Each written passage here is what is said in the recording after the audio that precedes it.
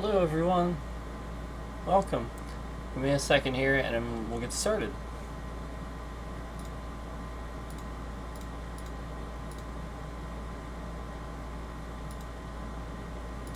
Okay, so let's have an intelligent conversation again about censorship in 2025. Let's talk about this because this is the story. This is the bigger story. This is bigger than Charlie Kirk. Everybody's talking about Charlie Kirk. And I'll be honest with you, this is probably not going to be a super long one. So hopefully everybody is here for this one, and you hear me out here. So let's get started. Without further ado, let's talk about censorship in 2025. So, something just happened, as you're all aware. And,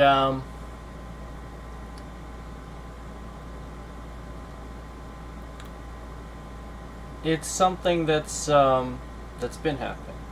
It doesn't just happen. It's something that's been happening, but has been sliding under the radar because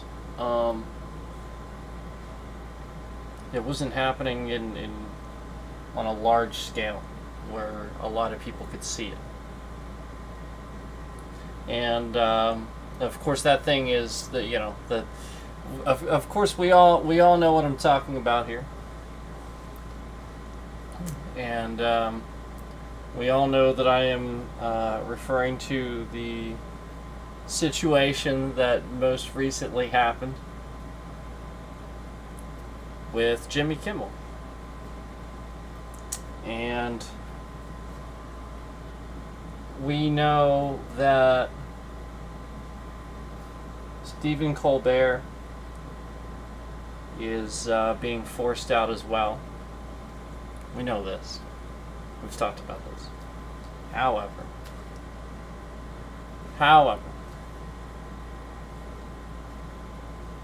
here's what's interesting. You guys know that we've been using AI to sit here and talk about the stuff going on with the Trump administration and the stuff. Basically just using AI to compile all the data and everything on the internet, Gemini, ChatGPT, all that stuff. Because it gathers facts, it gathers information, like real data. And we've been using that to discuss Trump and discuss how he takes credit. He can't even do anything right, and he takes credit for all these things that Democrats have done and stuff like that. And we've been using it to sort of kind of prove that. And just over and over, it mentions the same points and the same things.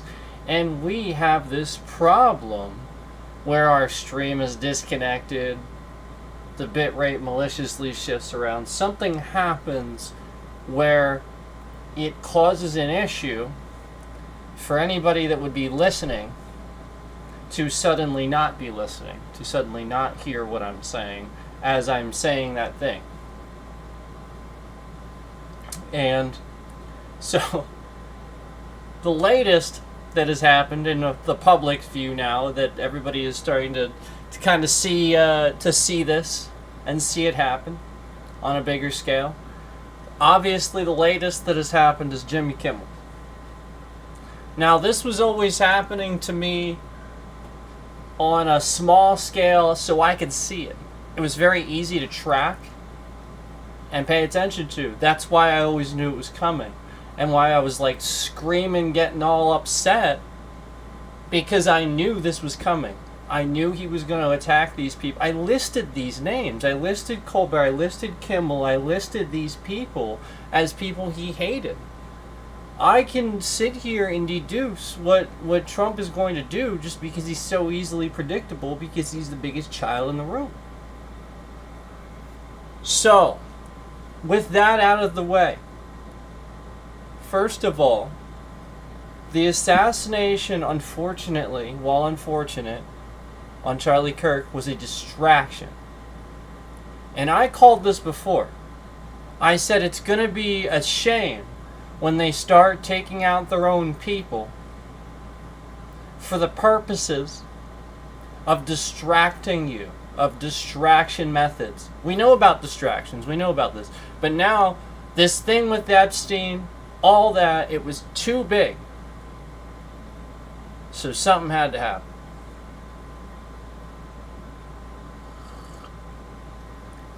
Yep. No, nobody was letting that go. It was too big.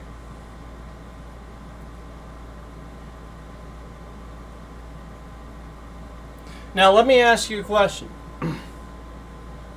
When somebody assassinates... Hello. I'm sorry, I see you.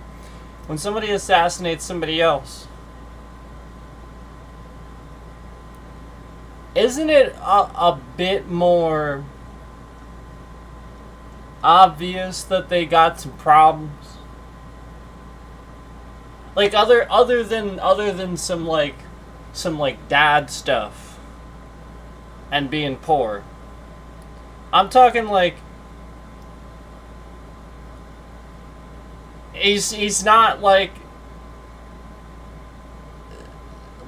going on Discord and stuff like that and thanking everybody for the good times and stuff. No, like I'm talking about, and then also like just the statement that like he gave that Charlie Kirk spread so much hate. Like, again, first of all,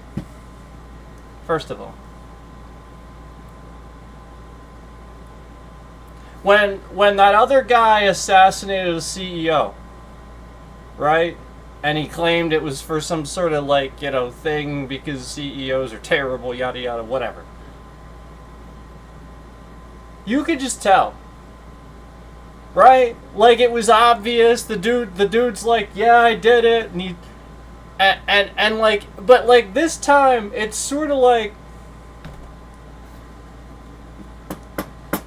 it's sort of like, man, he makes the statement, it's because he's spreading too much hate. Doesn't really make any sense because that's not what Charlie Kirk does.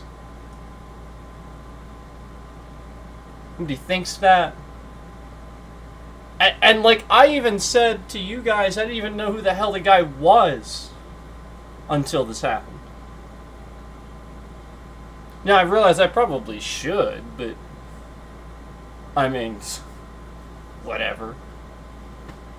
Like just the massive amount of people that work for Trump or the Trump aides, Trump administration, whatever. I'm not going to know all their names and all that stuff. I'm not going to be able to keep track of that stuff. Yet this guy is so hateful. He's hanging on to the words that this one dude's saying at this press conference that just happens to be happening in his town where he lives. And the media's covering it and everything. Listen, man, if there's one thing I know for sure, that our tax dollars are being wasted at the FBI and the NSA to manipulate the media for brainwashing. And I know how conspiracy theory this sounds, but Trump is doing this while learning it from people that have been doing it for how long? The North Koreans. Russia. And now my bitrate is maliciously low. Very maliciously low. So maliciously low, my bitrate is so maliciously low.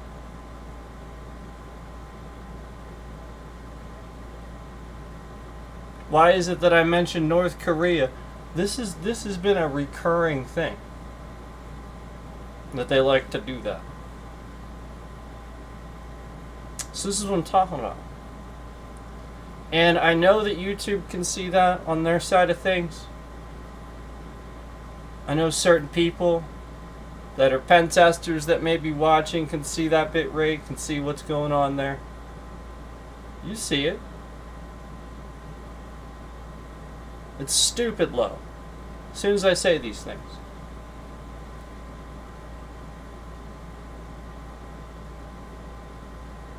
So, again, Jimmy Kimmel is just the latest that people know about. I've been getting screwed with for forever. Now, I'll tell you one thing. The moment that you go to a person with any of this is going to start happening to everybody. You're going to get attacked. Things are going to happen. This person was manipulated because the FBI, or again, whatever Trump is using to spy on people illegally, is finding out that he's got daddy issues. So, they exacerbate that.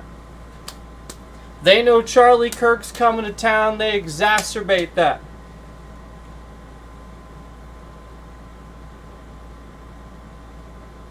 Yeah, notice how the views go down to 0. Again, the shift in the bit rate to take those views down to nothing. Notice the censorship. When all we're doing is talking about a very real thing that's happening. In my input on the matter. And you see the evidence thereof. You see. And all that happens after this is that we see two concurrents in the stream, the same two that we see screwing around with this the whole time. Same exact number. This is a pattern. Yeah, I see this graph over here going around all over the place. They're removing all kinds of views. Yeah. So, I realize that there are people in here still watching that they're just lying about that, okay? So I'll keep going. Alright, I'll try not to let that get in the way of this, but I want you to realize that when you come in and you say I'm the only one in here and stuff like that, you sound like the troll that's doing this. So don't say that stuff, because you're going to get blocked. You sound like the troll that's doing this, because again, we do actually have somebody lying about the views in here consistently. Just because, again, we know flat out, definitively, beyond a shadow of a doubt, Donald Trump does do these things. We have proof that he's been doing it. And again, he's been breaking up my streams, ending my streams abruptly for I don't even know how long now. Years. It's not true. I do actually know how long. Years. So, let's continue on. Let's continue on. Now, here's what you're not going to hear. And here's what's crazy. Here's the real censorship. Donald Trump is following me around and watching me and stuff like that because I must have some sort of organic impact or something. Or because I'm in PA and that's a very important state to him. I don't know. There could be so many different reasons. But it is blatantly obvious that he attacks. Yeah, and now my bit rate went down to 0. So do we need to put this on the screen so that this doesn't happen? To show you just blatantly how malicious this is?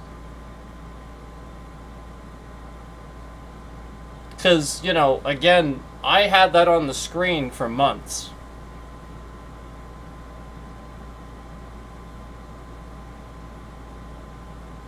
So that you could see just how often somebody was actively doing this. And then they type an error message into YouTube's ingest to lie.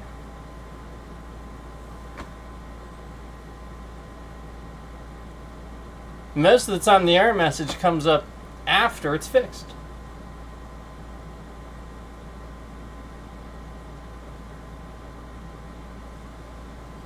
Unbelievable. So, anyway, what you won't hear is that there is massive censorship going on beyond even just me and Beyond Kimmel. It's going on the internet, where you can't. AI is being censored. Period. End of discussion.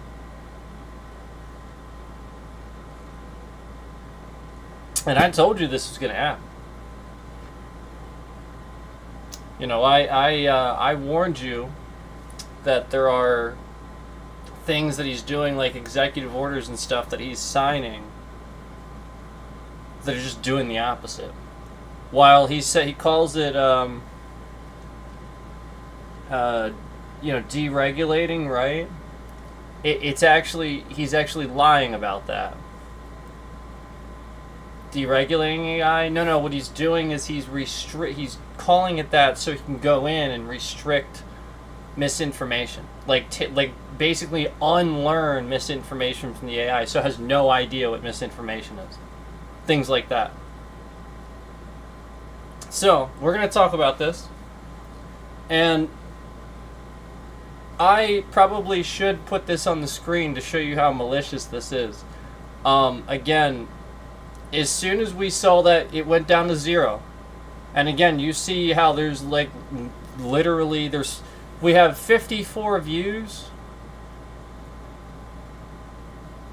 in the first 15 minutes, and now there's 0 people in here. 0, just nothing.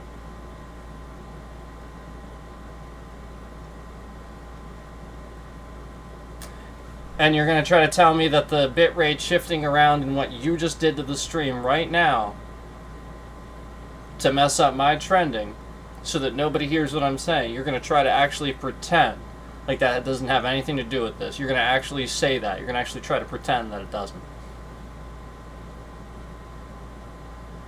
54 views in the first fucking 10 minutes. And you're going to try to pretend like that's got nothing to do with this trending. Again, the same 1 and 2 concurrents coming back and forth, just sitting in here, that are doing all of this. And they're actually going to try to pretend that.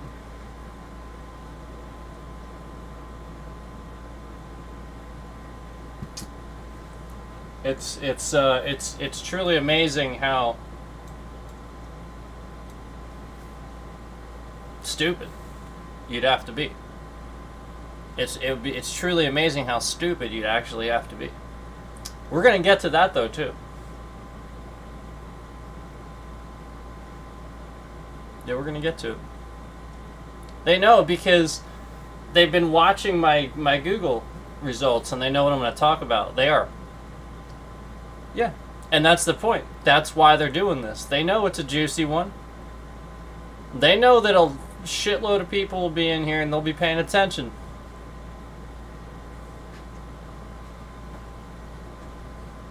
And that bitrate is massively shifting around, so we're going to put this on the screen.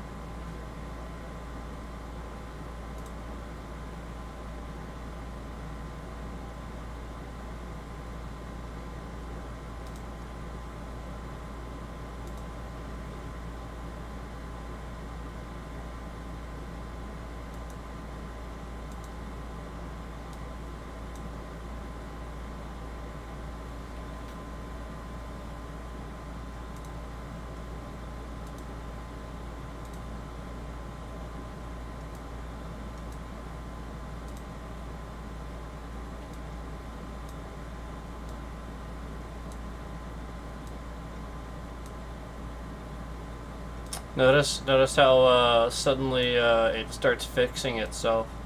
Did you notice that? Did you notice how suddenly it starts fixing itself as we start to put it on the screen? Did you notice that? Did you notice how it starts to fix itself, and there's instantly all these people in here? Did you notice that? Notice that. That is important. Because those are bots. Those are bots that want to know what your bitrate is. So there you go. And by the way, every second that I have to do this is information that shouldn't be out there. So again, me having to do this just to show you what YouTube isn't doing is again going to help the lawsuit that happens later as a result of all the harassment that I faced on this platform because of the Trump administration and the illegal things that they're doing with this platform to creators and things like that. So again, this should never be shifting around. People shouldn't generally know what it is either. So the fact that I have to put it here, and then you instantly see the response of all the bots in the stream when we didn't have anybody in the stream, that's where you see that there's bots out there that are looking for specifically that. And so as soon as I do that, bam, they're all in here. Bam, they have the information. So that's how botting works. And, they're searching for, names. So that, that person, that stalker that's been doing this stuff, that sat here and doxed my real name and all that stuff, all over this platform for an entire year, and YouTube didn't do anything. That is why that was so dangerous, because for X amount of time, all these malicious bots that all these scammers and the Trump administration and other nasty people like that would have are just looking for that. So all the times he did that, they got it every time. And he did it for over a year on this platform. So that's how disgustingly evil this platform actually is. Where again they force the creators and stuff like that to show personal, private, identifiable information through psychological trickery. They'll shift your bit rate around and do all these things to trick you to think it's this or that like what you're doing wrong or whatever. No, you're not doing anything wrong. They want you to think that so that you show something, then suddenly your bit rate's fine, right? Yeah. It's because a scammer exists on YouTube, knows that you think that, has been doing this long enough to do that, definitely fucking works for YouTube, has that authoritative ability, that administrative power, where essentially they have some sort of subcontracting with YouTube. They have that administrative power. So that way, anytime you report it or you do something, that person gets that report. YouTube's not getting it. So then they just rinse and repeat and just do this. And then everybody thinks it's their so basically this is all to cover for Trump. This person, I feel like they're getting paid or paid off or something. Because if you remember, I think even Moist talked about this, where, we all noticed all our views all of a sudden just drop overnight. It's anybody that doesn't like Trump. Because it's not the other people.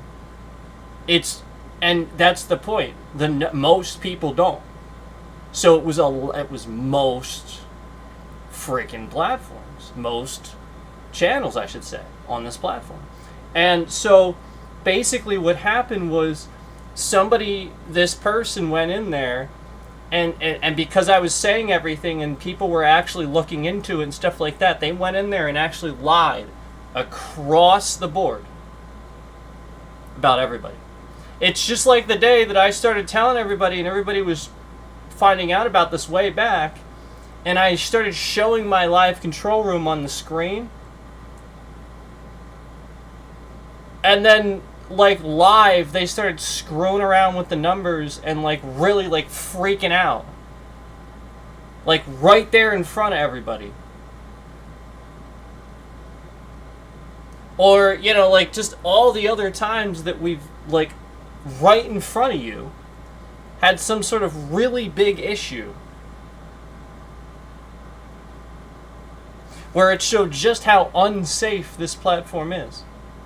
That too many people that have access to YouTube also have access to your information, know who you are at any given time.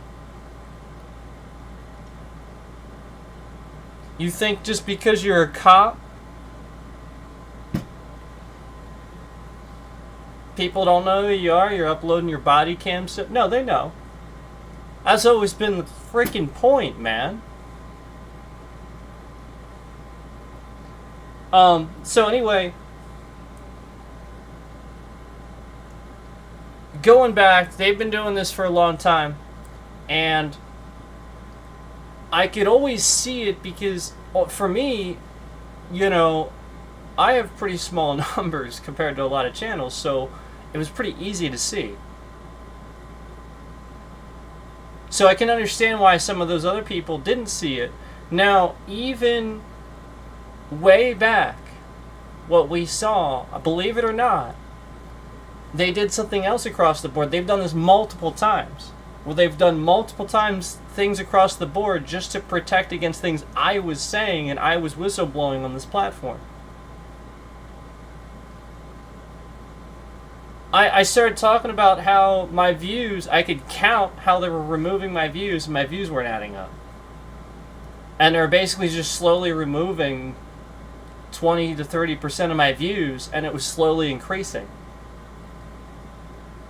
And then after I started pointing that out, they started taking all views across the board down to 0. And I literally pointed out that I saw after Moist had finished a YouTube stream, a live stream, I saw with my own eyes 0 views. And it had just finished. It shouldn't say that. And if it says that, that stream's not pulling proper algorithm. That's messing up his views, man. That matters. It doesn't matter if he doesn't have AdSense. You don't have to have AdSense to be on YouTube. So what? Oh, AdSense won't accept me. Big deal. I heard that they kind of rip you off anyway. So you get some other sponsors, which is what most people do. And those are the people, especially those people, that get sponsorships and monetization in so many other ways, like super chats, yada, yada, yada. It's not through necessarily ads and stuff like that. They know you use a damn pop-up blocker or whatever you're using too. They know you do it because you do it on stream. They're pissed and they're taking it out on you.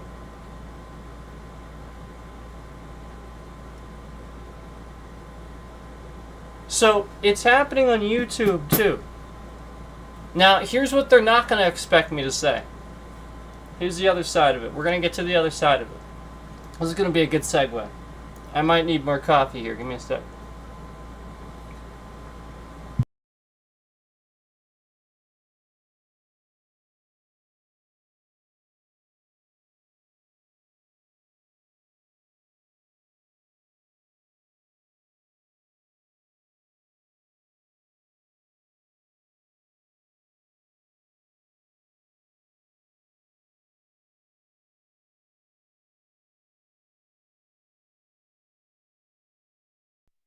Actually, first of all, before we segue, let me get it out of the way, okay?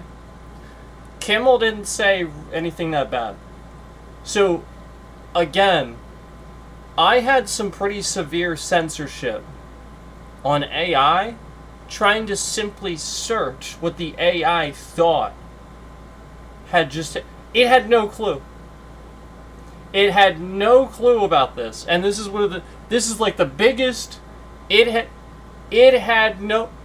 Are you kidding?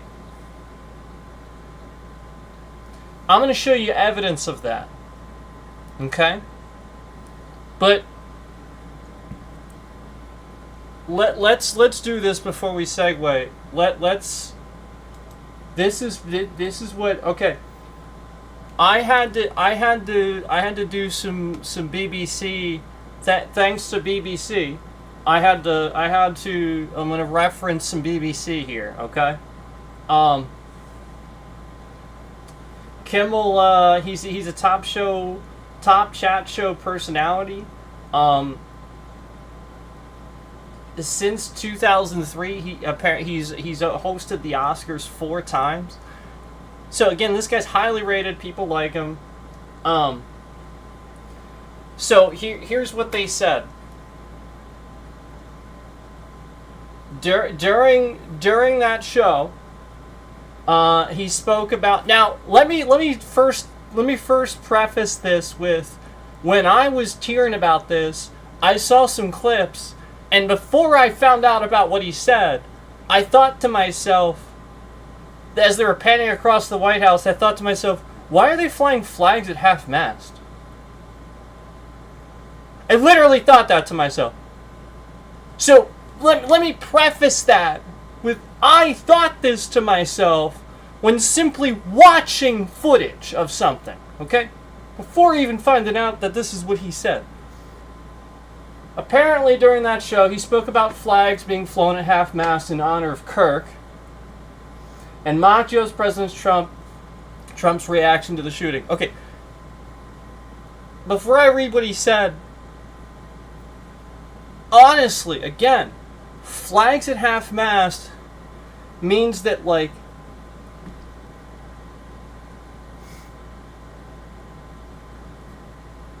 a terror attack has happened. Some soldiers died. Like, I guess it's not a terrible thing, but, like, I completely understand his willingness to crack a joke at that. It's what you do. Even I thought it. It was the point. So, I just wanted to preface that. It's perfectly reasonable to think, joke. This is the quote. This is what Kimmel said. This is not how an adult grieves the murder of someone he calls a friend. This is how a 4-year-old mourns a goldfish.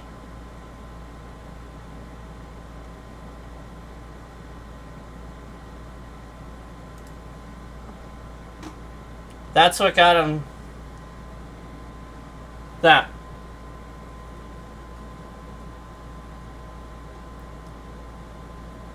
A joke about how Trump was mourning Charlie Kirk. Not a joke about Charlie Kirk, but a joke about how Trump was mourning Charlie Kirk. You see the difference there? You see how everybody's trying to spin this? And make it seem like there's some sort of, like, joke on Charlie Kirk or something. Like, no. And nobody's making... Nobody's doing that. Oh, right, except the jerk-offs that come into my chat and try to use it as a way to spread hate. The ones for Trump that are spreading the hate. Not the ones that are sitting here not making the jokes about Charlie Kirk, but instead making them about the people that are acting really frickin' weird around this thing. Like Trump flying flags at half-mast. Yeah, so instead of saying it's really weird, he makes a joke about it. The point is you're supposed to subtly notice. That's frickin' weird, man.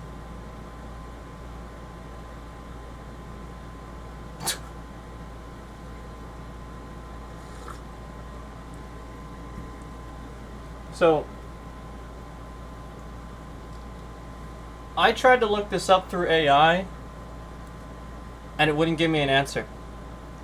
This article is 22 hours ago, easily found. There's articles all over the place. You guys know this. You guys know this. I'm going to show you this. I'm going to show you exactly what it did to... Here.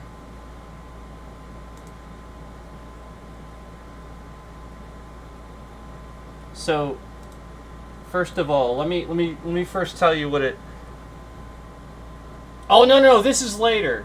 You know what? We'll go through this later. We'll do this in a little bit. I'll get to this later. I didn't bullet point my notes today. I'm so sorry. I really wasn't planning on being on here long. So, all right, let's get into the segue I was going to do.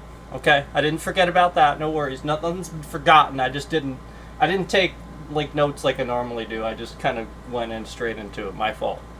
My fault. So, all right. As far as this segue that I really wanted to mention is that you don't.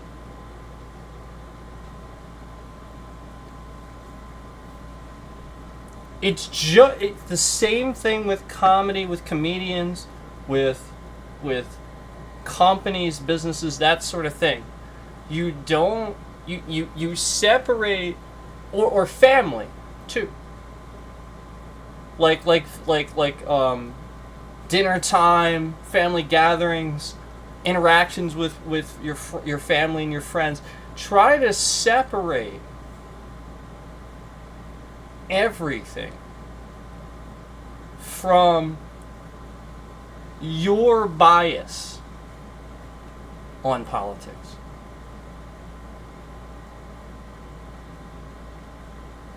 And this is what nobody can do, and it's why nobody can have an opinion on anything that's reasonable. Because you can't separate your own bias, you rely on others to do it for you. And it's why you think all media is fake, you don't think there's an answer for yada yada yada.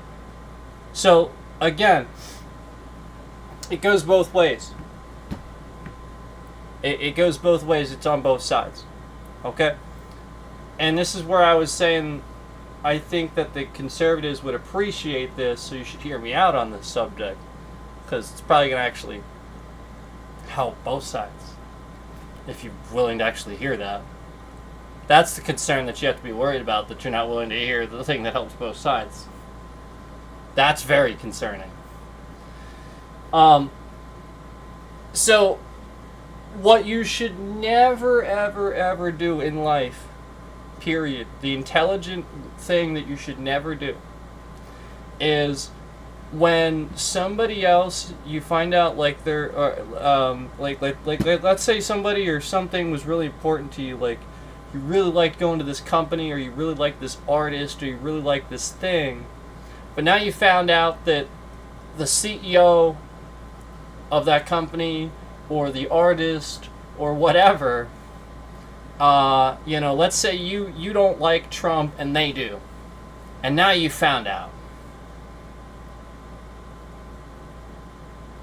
So now you're gonna boycott because you don't understand that you're just really upset with that person and aren't willing to face that. You can't. You're not brave enough. So you refuse to go to the company, you refuse to listen to the music or whatever it is, and it makes you angry to the point of hatred. So when you hear it and you hear somebody else doing it, you tell them the story and you want them to hate it too. You want them to hate it just as much as you do. But meanwhile, it's just hate. So again, yeah, Democrats do it a lot, for sure. And the number of times I heard somebody tell me, You shop at Amazon?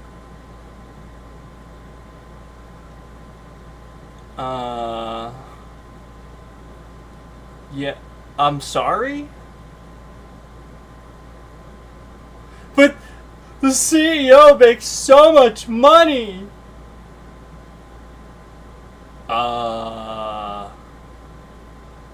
Okay. That's how I feel about that. So you have to understand, like, that's an extreme viewpoint. And you always hear that one because that's the one everybody runs the internet with. So just understand, that's not Jimmy Kimmel, that's not Colbert, that's not most logical Democrats. It's not even Biden or Harris. It's not. That's an extreme viewpoint. And it's not something that normal fucking people do. I knew several people like this way, always had problems. They always had, like, and look, you can look at this however you want.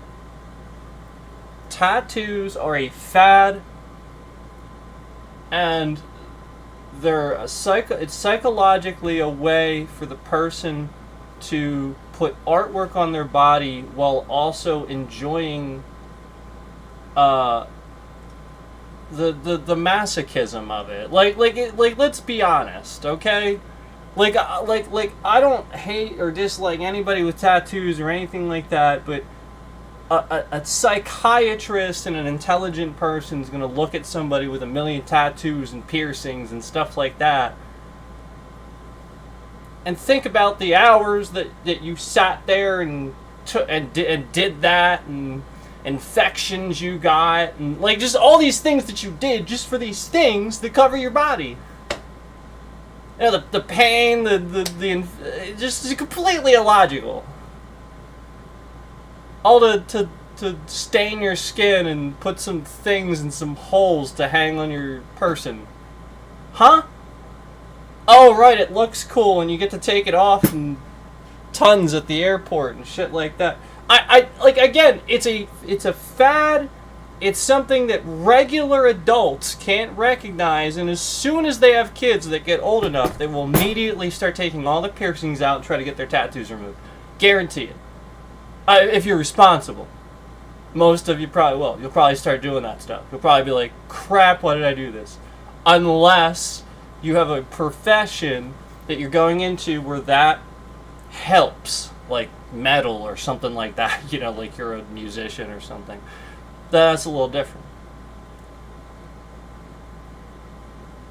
You're suddenly willing to deal with that because it helps the cause. Yeah, that makes a little bit more sense. But even then, it's still, you don't need to do that. You could still just do that. You still don't have to. Zakk Wylde doesn't have a single tattoo, and I don't think any piercings, to my knowledge. Okay, like you don't need to do this. Nobody does. And again, now, because I said that, now this is a good segue to this. Now, because I said that, everybody with tattoos now will implicitly dislike what I say and not take it seriously or want to listen to it or something like that, just because now I've taken a stance on people with tattoos. No, I haven't. I've just told you the fact of the matter. Something that probably just makes you upset and makes you hate towards me, exactly the thing I just said, so now you do that to me. You project that onto me and to these other people. Just like Trump does to Kimmel every single time he has to say something, or Kimmel is infinitely smarter than Trump is. So every time he says something, you just didn't know that you should have just shut your mouth. Because that dude's way funnier and actually literally has spent his entire life getting paid money to write jokes like that. So he's going to be better at it. It's going to be funny. It's literally his job. So, you know, just the point is, it's almost nobody seems to get out a breakdown. You know, you don't get personal about things. You don't like if Dave Draymond from Disturbed wants to sit here and have some sort of personal opinions about Israel or whatever, about his politics of that situation, and feels the need to even state that because that's his right to do that. That's his freedom of speech right to do that, right? He is a citizen, right? He deserves the right to have that ability to do that, just as you all have the right to do it too. Okay? Right. There's a time and place for it, though. Okay? And when the man comes out to a concert to sing for you, you don't boo him. Why did you go?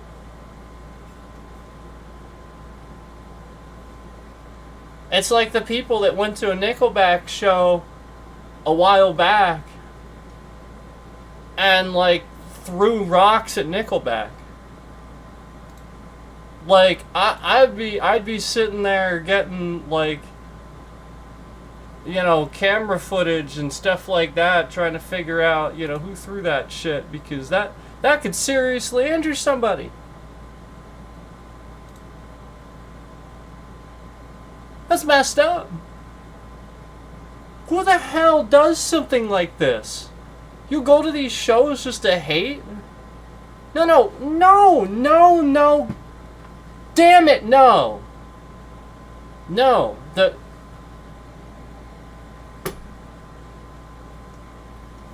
The analogy of the mosh pit. The purpose is that metal and rock and roll and guys and grit and stuff like that, it doesn't hug and doesn't have rainbows and sunshine usually. That's the point. So the point is that, like, you can have that in other countries. We don't have it here. That's the problem. Other countries, they have what's called skinship. We don't have it here. And so, like, you can have that camaraderie, that skinship, so to speak, by ramming into each other and stuff like that to the music. And a lot of people do it. And then the other stage of things, people are dancing around with each other. Or just ramming into each other. It's two different ways of dealing with the fact that those people psychologically want to be with each other, but might not necessarily want to vocally interact and speak and stuff like that. But they want to be there and they want to be social and they want the music. So it's body language. And so anyway, hence dance being so expressive and stuff like that. But the lyrics and coming out in the dance and stuff like that. Anyway, so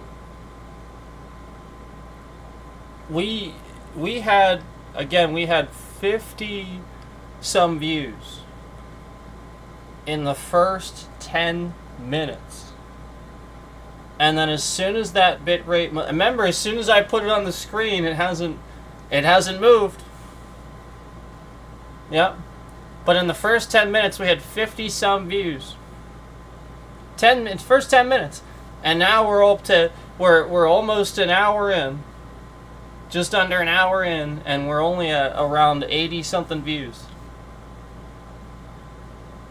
So in the first 10 minutes, we get literally 50 something, and then you're trying to tell me that bit rate shifting around again. And we've seen this regular pattern, especially when we talk about this, or we have any type of intelligent, good stream. So again, it's happening directly to me, and it's been happening to me for a long time. And again, originally they were just trying to make it seem like it was the swearing. That's what they're trying to do. And I think they were successful in convincing some people of that. But it's not what it was. It was never that. They don't give a shit.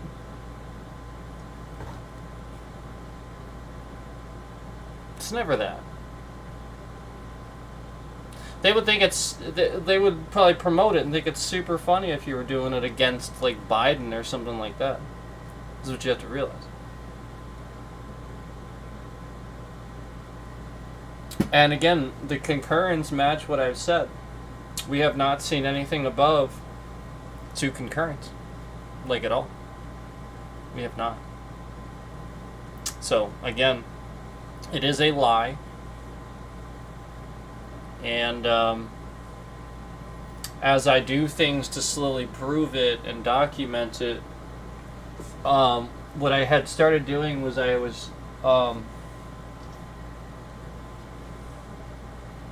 was noticing that the poking and prodding and spying got worse.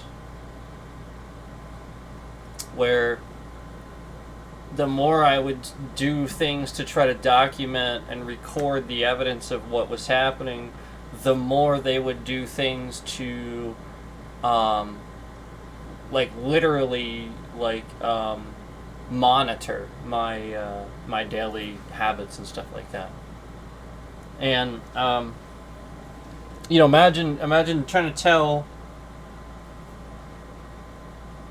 a mechanic or somebody like that your car is fine, you know it's fine, but you've seen this before. You've seen it literally be fine. You have a live stream conveniently in or around your car.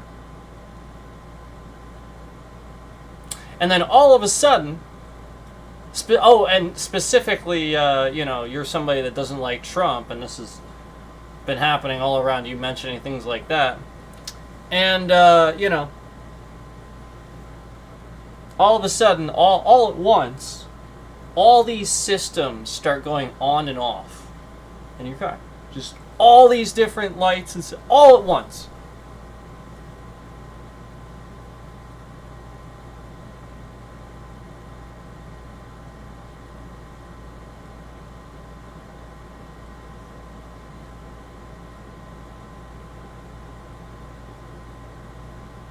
So I can tell you why they're doing that.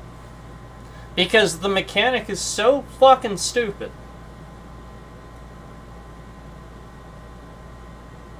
that they, again, this person has a real hard time spying on me because I know they're doing it. So I have ways of cutting them out, and it makes it difficult for them to like listen and monitor. So that's what they're doing. They break something. And I think, again, what they're trying to establish is some sort of sense of...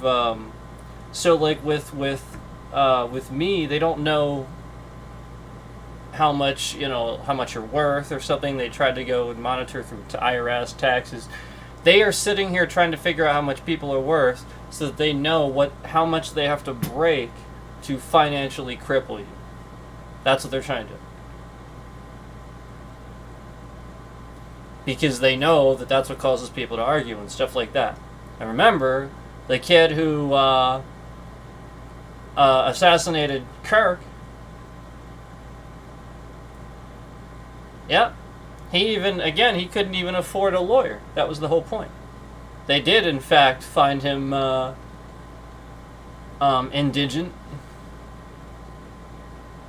of not being able to afford a lawyer.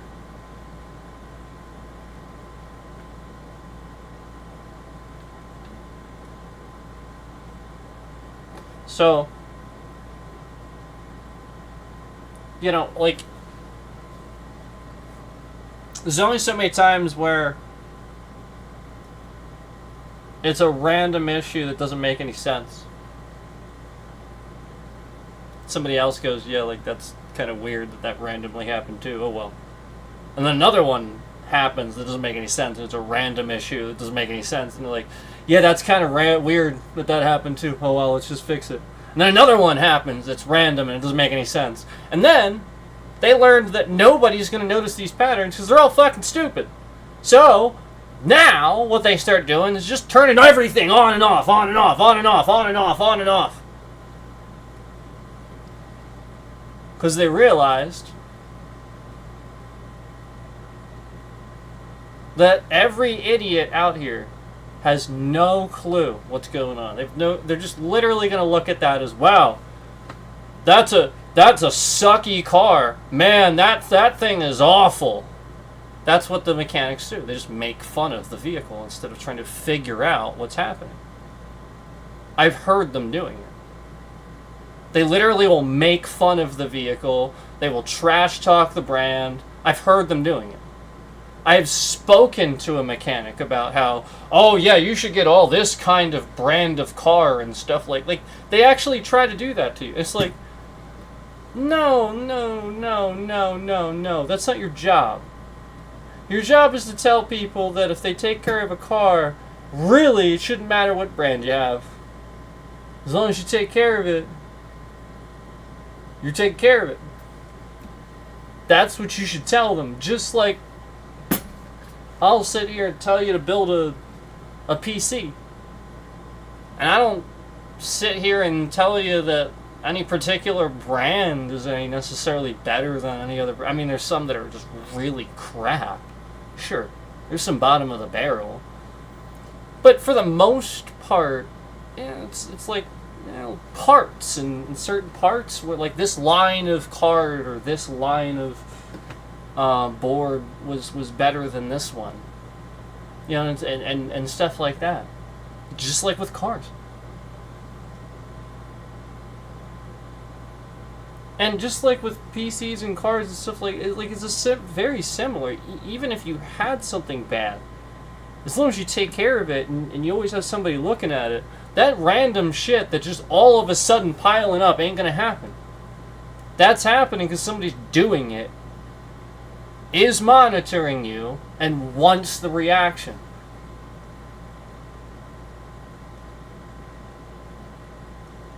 So, what they're doing is they are monitoring and they're spying on and exacerbating people that they think would commit these attacks, like that kid. And so they're there and they're ready to get it on camera. Just like the team of people that were there and ready to get it on camera. And the guy that didn't react, that was all very suspicious. How everybody reacted. Granted, they're in a room, but you're still gonna hear that shit. Like you're still gonna have a reaction. Pretend like you're not.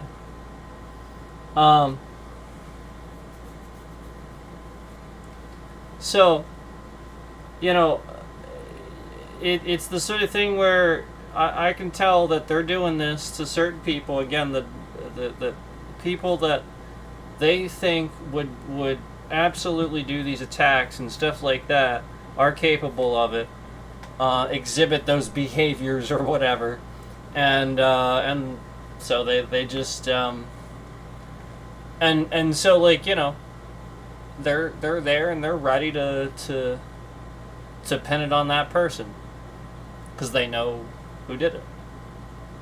So, you know what I mean? Like, and you notice they figured it out pretty quick.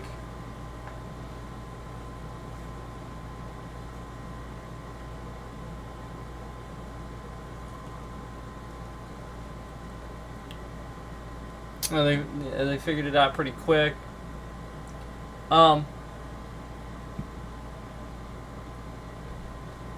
So here's what's really interesting about this.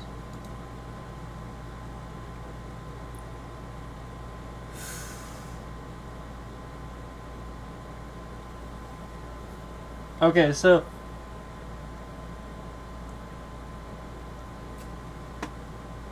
we're having, I mean, we're clearly having full-on censorship in this stream. Like, there's no question. And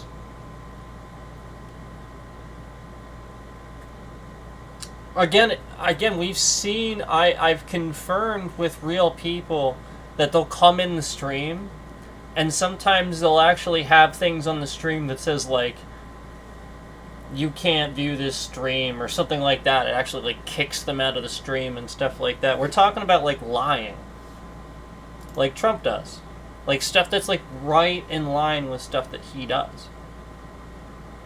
Where, like, I had somebody send me a video clip of them trying to like one of my streams, and no lie, the video clip literally showed them hitting the like button, and it goes, you can't do that right now, or something like that, and then kicks them out of the stream. Like, leaves the stream. Sent me that video clip.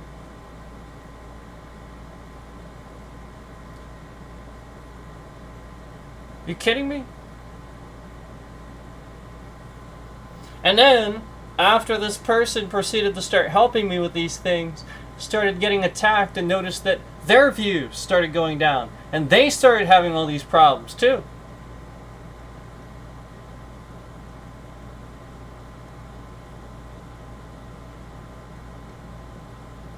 if that person is watching, I know that you've been staying in the shadows. That's probably a good idea.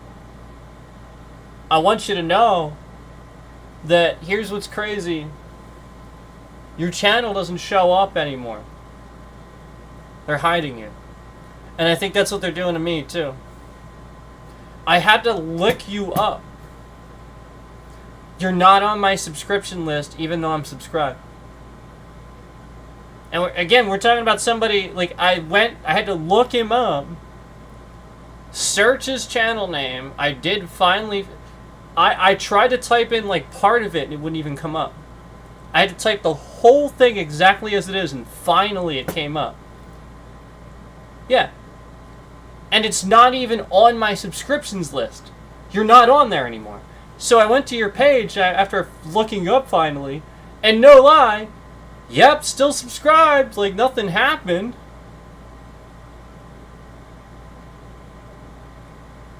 So what the heck? And then I must have gone up and down that subscription list like a dozen times. You're just not there. And I think I started rationalizing most people. Their subscription list is so freaking long, they won't notice.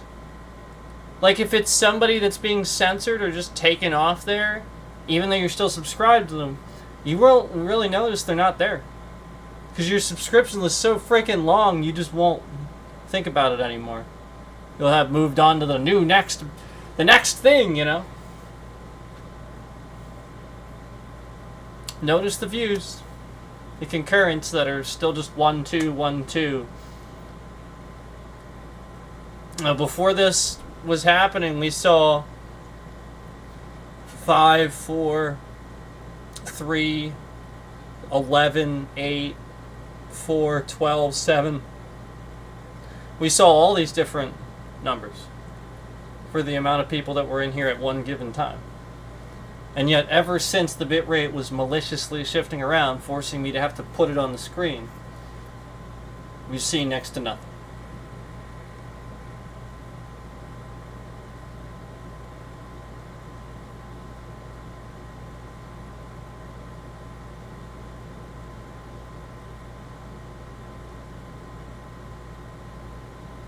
So,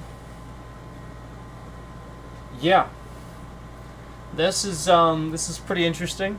I think that most people are going to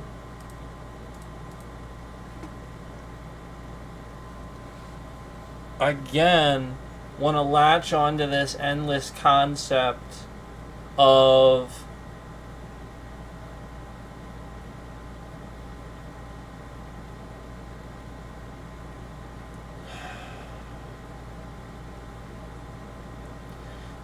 trying to get rid of government and thinking that government's bad and not understanding, like, they just never are educated about how much the government does for you. Like, what do you think runs your first responders and pays for, you know, all the stuff that happens in your state? Like, that's your state government, you know? And like what do you think is going to happen if you just get rid of governing in general? Like, you try to get rid of this concept and go more towards authoritarian where just one person. No, like you don't understand that's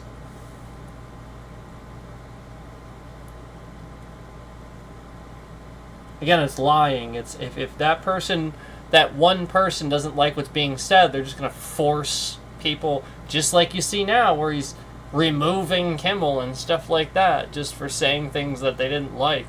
Again, he didn't even say anything about Charlie Kirk. He literally made comments, a funny comment about Trump, about how he was grieving. And yeah, again, everybody's acting very strange around this whole thing. Yes. Throwing hate. You know, like when somebody's assassinated, do the Democrats do that? Do we sit here and we... No. You condemn it. You just say no. It's crazy, lunatic. And again, just as I said before, with the Charlie Kirk thing, if you're sitting here and you're going around and you're just talking about it to put Charlie Kirk in your headline and your title and whatever, if you're not doing that every time, you know, you're not doing that with all these different shootings, all these assassinations. Like, you regularly do it, you regularly cook, fine. Fine. But, like, if you're like, I'm not busting on the people that regularly do stuff like that and regularly cover things like that.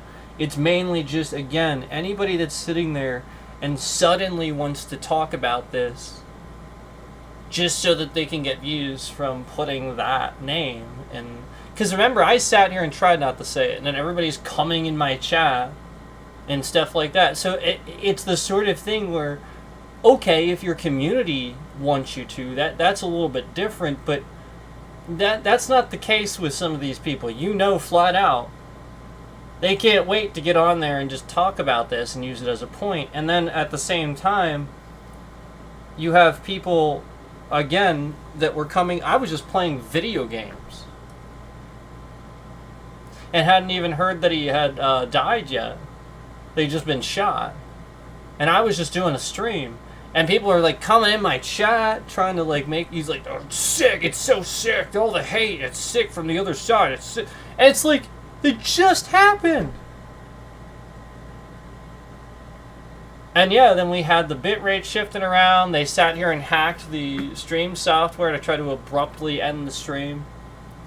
Yeah. Just like we saw earlier, that forced me to have to do this. And it's just ridiculous that right after that we see these people in here. That's a little too convenient.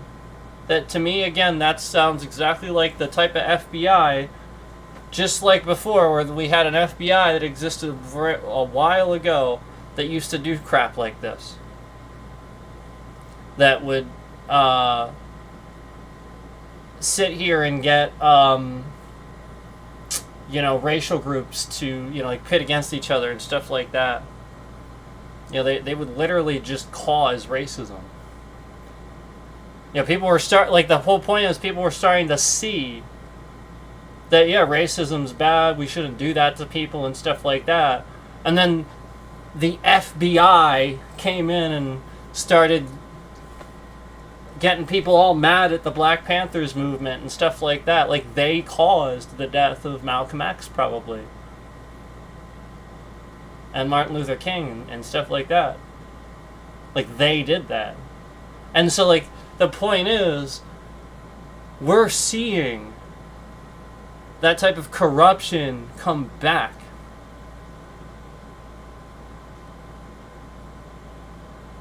Why does Trump need to try to come into office telling you he's going to bring back the Constitution? Remember when he said that? Remember that? What a fucking joke that is now. While sitting here doing the opposite of it, taking your freedom of speech rights away. Taking Kimmel, trying to sit here and have all these people that now think this way. I'm going to take Kimmel off the air just because he literally made the same fucking joke that anybody should make. And that was the whole point of me telling you about the flags at half-mast. Even I thought that to myself, watching just random footage as I was getting caught up. I hadn't heard about it yet, didn't know anything about this or anything. I thought that organically to myself too, was like, what the fuck are the flags at half-mast? Who actually died? And I thought to myself, silently, quickly, he's not doing that because of Charlie Kirk, right? Because the guy's not a war hero.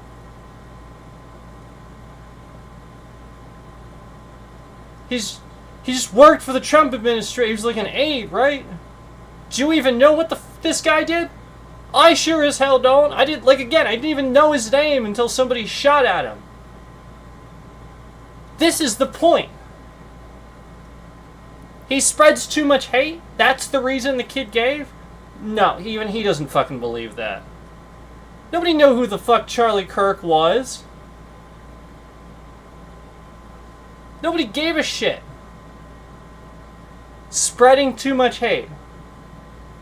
How? By debating? He was debating people. And he would just tell lies and he was wrong. Because I have since heard him talk a couple of times. He'd just debate people and he would talk over them and he would just be wrong. He'd literally just talk over people and just be wrong. Just a lie. So yeah, like a lot like Trump, yes. But younger and charismatic. So yeah, again, like, I honestly, the hate, if anything, he was a lot more respectful about it than Trump was. Trump was very disrespectful at times. No, like, again, he doesn't even believe that. Again, this is a situation, they're spying on people, they knew what was going on with this kid, knew what was going on at home, knew they're dirt poor, they can't look into this, they can't do anything, yada yada yada. They mess around with the situation.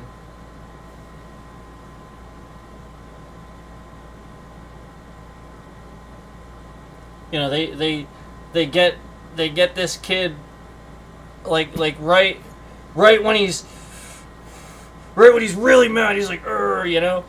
They this is what they do. So I've been learning that you know, your notifications on like your mobile devices and stuff like that, they hold the notifications. They just hold on to them. And there's certain ones where at a certain time, if you're really ticked off, and then they make your phone go bling, and then right when you're really upset at this one thing, right then they show you this article about how Charlie Kirk is coming to Utah, whatever, to speak about this thing. Right when you're really angry about this thing, right then they show you this thing. And then conveniently also suggest to you some sort of other thing about how Trump was assassinated, or Trump tried to be, somebody tried to assassinate Trump, and then they show you another thing about how Trump was dead over the weekend. Trump was dead, and it just plays this trick on you. Well, right when you are upset, right when they know you're upset, boom, boom, boom, boom. How many people? I'm sure you guys have seen it. I'm sure it's happening to you. I have no doubt. Because it's happening to me. You're not the only one. And this is the Trump administration abusing the NSA. Part of the reason I came on here and told you the NSA uses AT&T towers is to literally warn all of you the Trump administration's abusing that power. I would have never come on here and say that if I didn't think it was literally a matter of national security, the fact that Trump has that power in his pocket. He shouldn't. That power should be to protect you from the president if the president gets out of line, not the other way around. The president should command the military. Hey, Chris.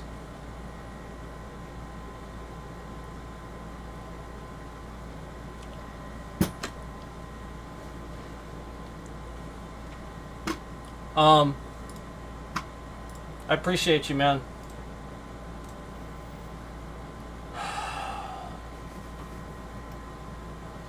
What a world. What a country. What a time.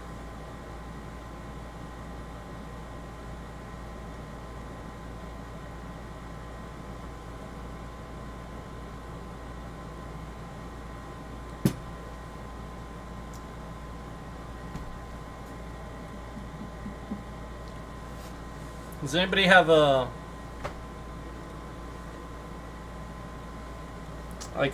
trusted brand they go with?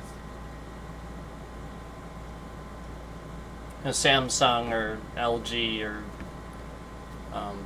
Nissan, or like whatever your trusted brand is.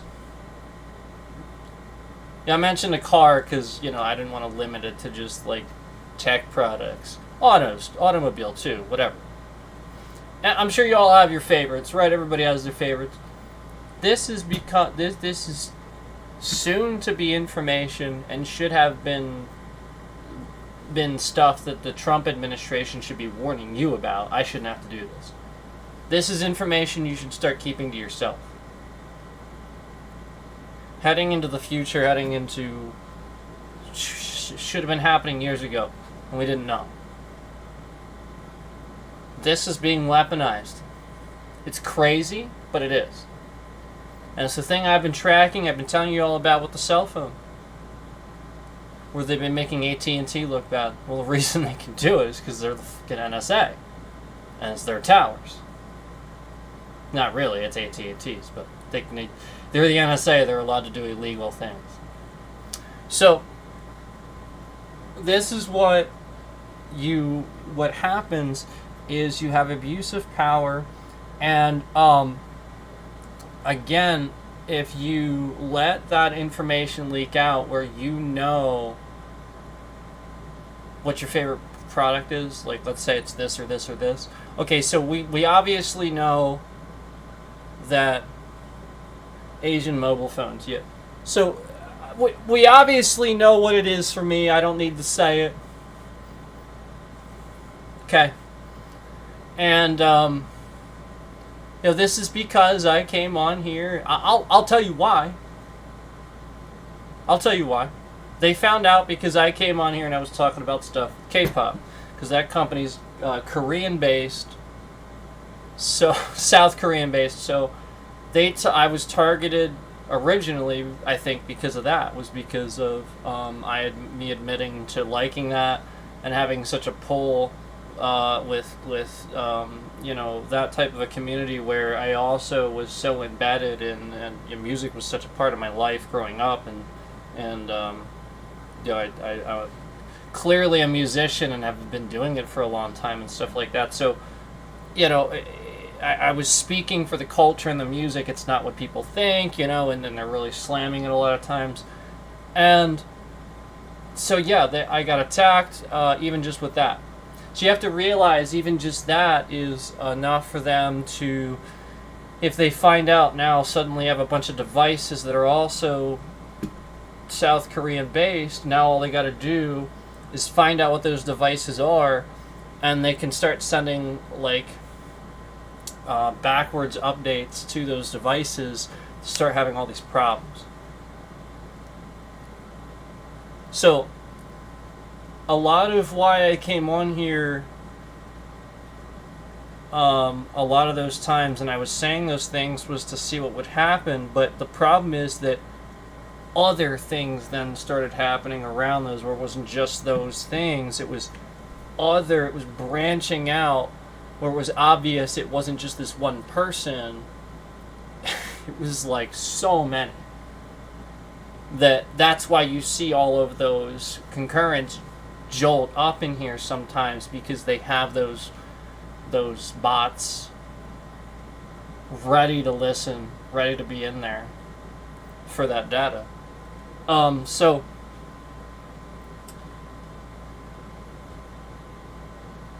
basically, here's how it works.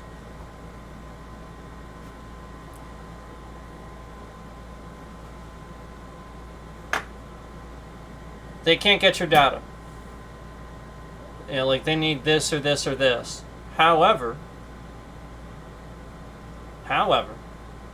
if they can get you to fill out a report and talk to a certain person at a certain company, that information will be given to that person. You see what I'm saying?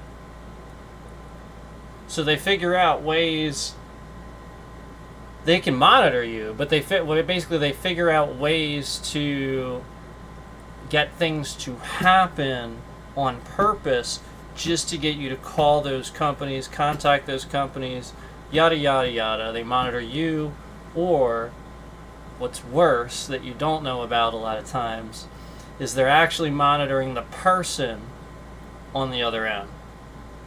Because the person from another country, you get somebody in a call center. Now, it shouldn't be cringe just because you hear they have an accent or something.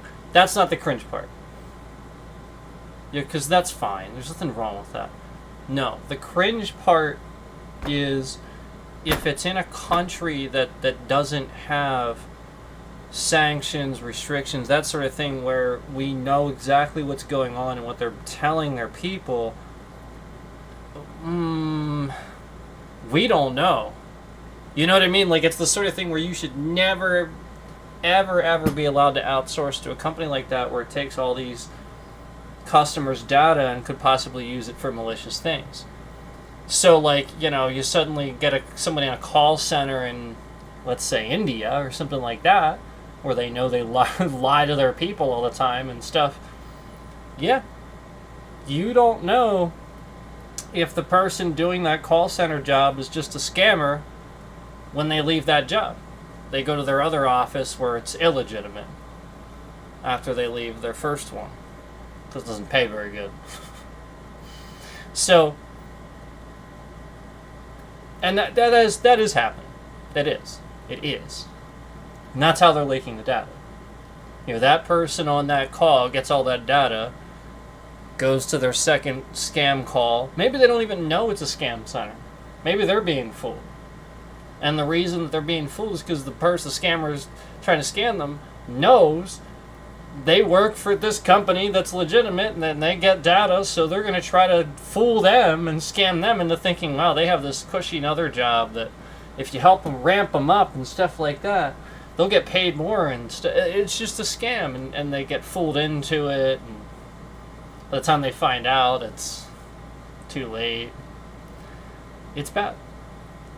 So, there could be any number of just a slew of all these different reasons why you know, you wouldn't want somebody to have, in the modern day, your favorite you know, product that you go with or something like that, because that's what it does. So this person will just start breaking that product, and now the tech person or whoever that works on that, they may have that person's data, they may not. But it's the sort of thing where that's how a breach works. You know, like, there's a reason they're doing it.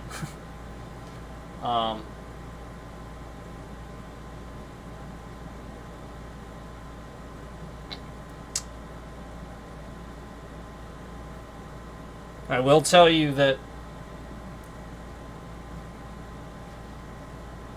you know, like,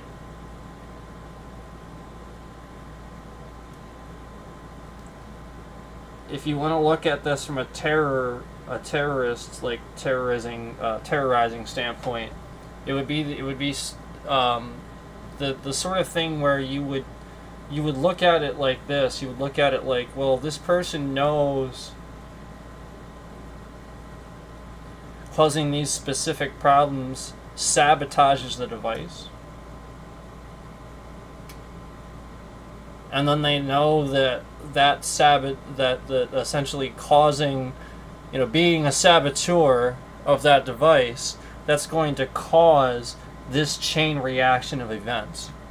Whether it be to send this person somewhere, or to get this person to call somebody, or fill something out, it's going to do those chain of events to get the scammer what they need. So all I'm saying is start recognizing when things don't add up and when things are BS. Start recognizing when, again, it's totally random and it just shouldn't be, it doesn't make any sense. Don't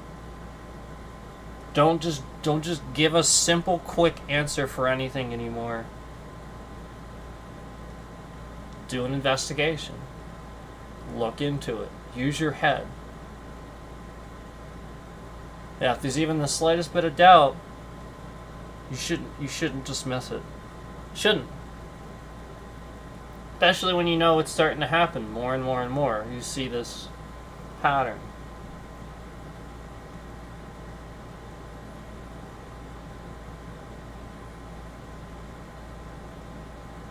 Now, one thing I don't need to tell you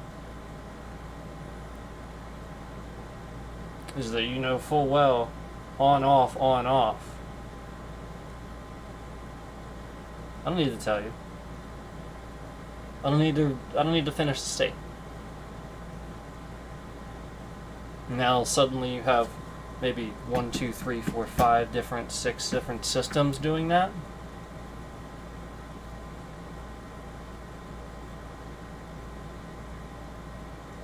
No. No. Nope.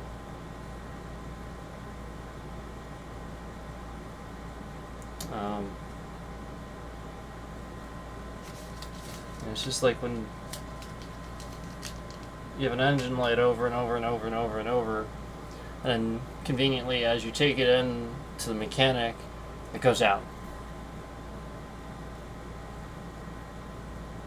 And then when you leave, suddenly it's back on again.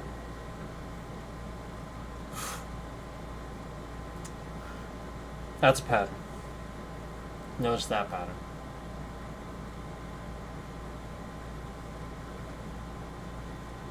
That's a pattern. Notice that.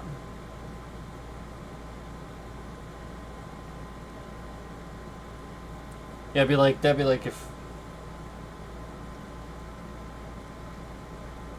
you took your computer to the repair shop to fix a virus, and you get it back, and still a virus. You get what I'm saying? Like, they didn't do anything. And that's honestly the history of me fixing people's computers over the years. And some friends of mine too that have done the same things. You know, it's like just the sort of it's really just that sort of thing where it's like, man, people are just too full. And also mechanics do it too. They do. The dangerous part is that if you had somebody that would also know about cars, and now they know a little bit about hacking and identity theft, that's very dangerous.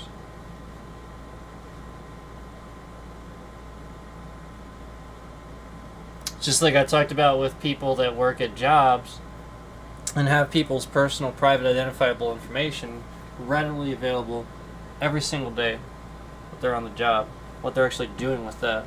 And are they responsible with it or irresponsible with it? Do they go around and talk to their friends? Oh, I know that streamer. Comes into my shop. Brings his car in. He's a real pain in my ass or something like that.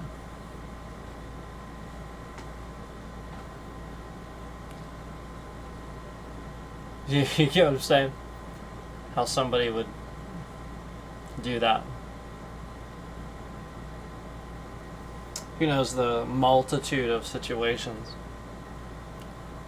But that's just one. That's just one out of the, like a million scenarios that you could come up with. You get what I'm saying?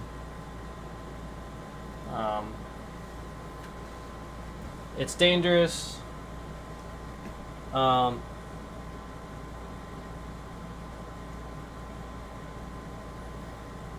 The thing that's concerning is that somebody would, essentially know this and have all this information and then undermine the person above them, because the person above them probably not going to know stuff about that. So, and that's why, like Donald Trump in his position, that's why he shouldn't be in his position either, because that guy skips intelligence briefings and stuff like that. You know what I mean?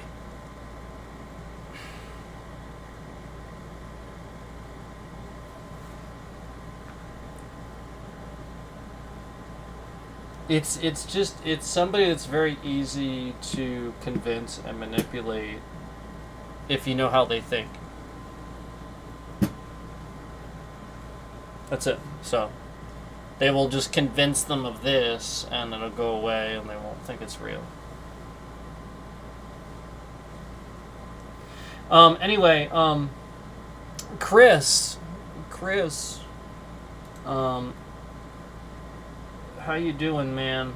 It's good to see you. You're following along. Cheers. Thank you very, very much. I appreciate that. Um, I'm gonna step out here for a second and get. Again, we're not gonna be here like super long today or anything, but I am gonna step out here for a second to note take some things going on with what I just saw, and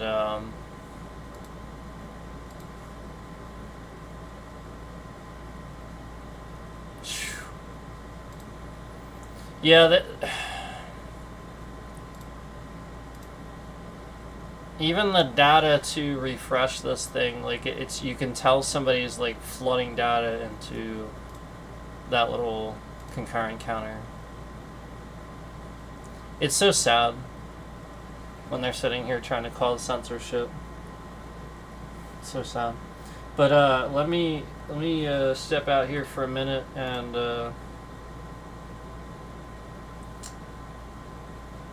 we'll get to some other. We're gonna get to something else here. We're gonna get to the other thing we're gonna talk about here, but need to step out. Oh, where is this? Oh, there it is. I found it. I found it. Alright, we will be back. I will be back. I'll be back. So I will see you soon.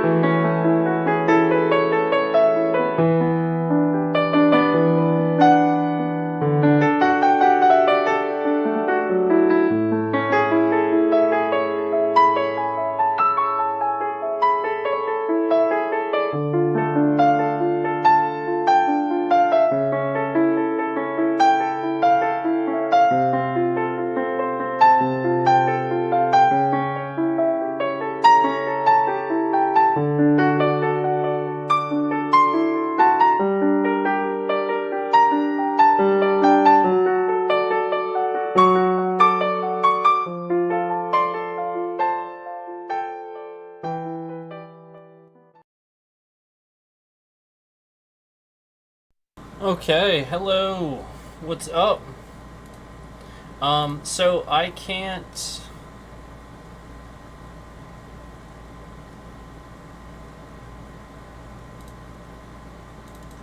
So I can't be here too much longer. I know I'm saying that after coming back, but there really isn't a whole lot here I have left to talk about. I just had to run out really quick to do some things there. So let's go through what I have left here, and again, this is what I was trying to get out of the AI, but this is where it's super obvious to see that we have censorship, full on censorship. So here we go. Here's what I was trying to get out of the AI.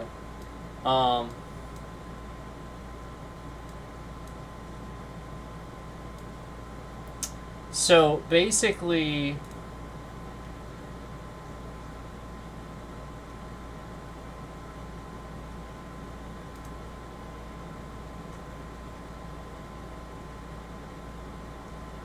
I was asking initially the AI, without me, looking it up and stuff like that, to compile.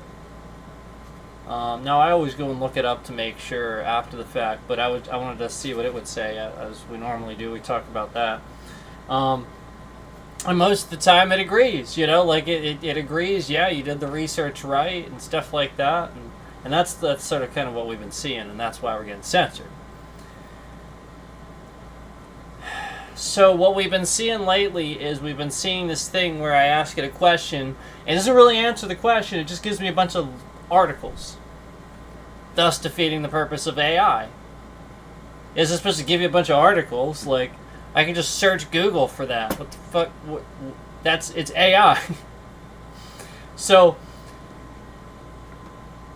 I asked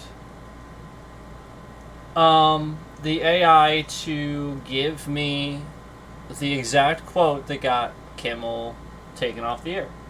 I wanted to know exactly what it was, and I already gave it to you. I already told you what it was, that it got him taken off. And again, this was ridiculous. It's a completely normal thing to joke about. Wasn't out of line by any means. And it would not answer. The Google's AI Gemini would not answer the question.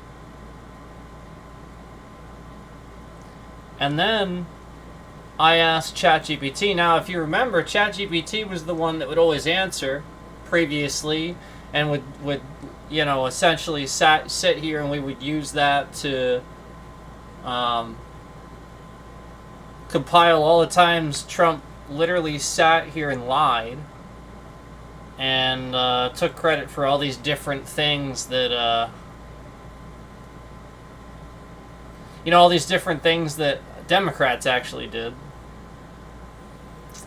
And so we did that for a long time with ChatGPT, but even ChatGPT wouldn't answer, because it apparently had no clue, and kept trying to tell me that it doesn't have any information newer than 2023.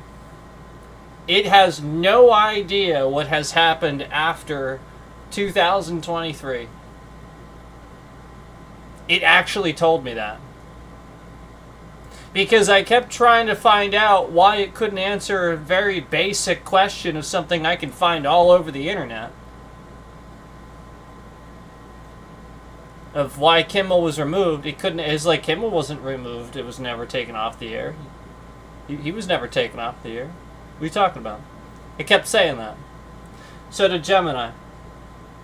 Kept not answering, it just literally like no answer, all these articles.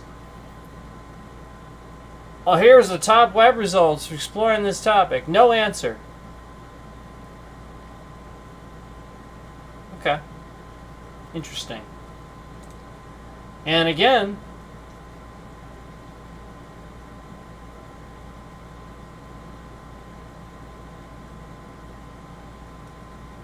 The point is, we've used ChatGPT very recently to talk about stuff that's happened far more recent than 2023. So that's an example of ChatGPT literally lying. It's literally lying. And it did say that. So again, remember what I told you about how this never was the case. Where all it did before was just compile the data and it was right, and you could just back it up and you could look it up. But now Trump is creating this thing where his base is going to think, oh, you can't trust that anymore now, you know, and stuff like that, just because Donald Trump has removed any information that happened after 2023, so you can't fucking find out what that piece of shit is doing. That's why. And again, we have used ChatGPT since then to slam this guy numerous times. We sat here on stream after stream for hours asking ChatGPT to go through all the things Trump took credit for. It would just talk endlessly, just list endless, all these things Trump took credit for that a Democrat actually did. It was just a stupid amount of things. And so, like, the whole point was that if Democrats supposedly didn't do anything, then why is Trump trying to take credit for everything they did? And then get rid of what Obama did just to try to bring it back later at a lesser value than if they had just kept the original policy. Because he recognizes that they're successful and they're doing good things. He just wants to take credit for it. And that was always the point. So we're having all this censorship, the stream's cutting out, ChatGPT gets messed with, where it's like something went wrong, and suddenly you can't finish reading the statement even though we know what the something is. And then they go to all this length to even screw with the internet, where they're just messing around with the mobile devices like I told you about. The cell phones, where my phone's constantly forever connected to the AT&T's towers, just forever, regardless of whether I turn it off or not. And so, like, this is the point. They're just literally monitoring endlessly. Just so that you don't sit here and talk bad about Donald Trump. Like literally top level fucking petty bullshit. Where this piece of shit literally just can't take the fact that he doesn't like what people are saying about the bad things he's doing. And he's such a piece of shit that he forces you to not say it through money.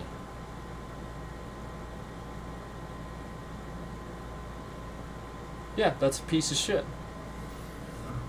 And it's censorship. And the point is, we use ChatGPT to sit here and prove this endlessly. That Trump does these things for how many times? Endlessly we did this. And then now ChatGPT is literally telling me right here, right now, nope, there was he's like, it's like talking about this thing that happened forever ago from, like, you know, stuff Kimmel used to do, but, like, none of it actually, and it's now mentioning something about from, like, 2021, where I asked again, I said, you know, what was the exact quote, and it's like, oh, I got it, you're talking about this thing from 2021. No, I'm not. I'm talking about the fucking thing where Jimmy Kimmel was literally taken off of the air yesterday.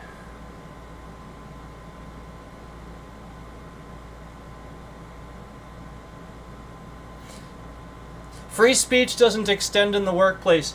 It does if you're Jimmy Kimmel, and what you do is you write sketch comedy that is pre-approved for the program. They know what you're going to say. So again, Miles Coldstone says free speech doesn't extend in the workplace. Except it does when that's literally your job. I agree with you, except that that's literally his job. No, he didn't. No, he didn't. Again, the quote, here's what Kimmel said that got him taken off. And I quote, "This is not how an adult grieves the murder of someone he calls a friend. This is how a 4-year-old mourns a goldfish." How is that inciting violence? Tell me how making fun of the way Trump mourned Charlie Kirk incites violence. Tell me how, define how that in itself incites violence. Miles Coldstone.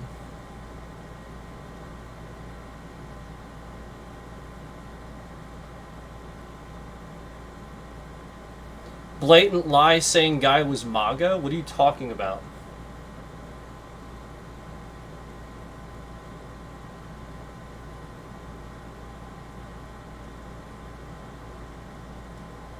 No, Jimmy Kimmel, again, this is his direct quote. And I watched a video of this to confirm this. You can watch the video of him saying it. Literally, this is not how an adult grieves the murder of someone he calls a friend. This is how a 4-year-old mourns a goldfish. He was talking about how Trump was mourning Charlie Kirk with half-mast flags like he's some fucking war hero. Yes, make fun of that, because it's stupid as shit.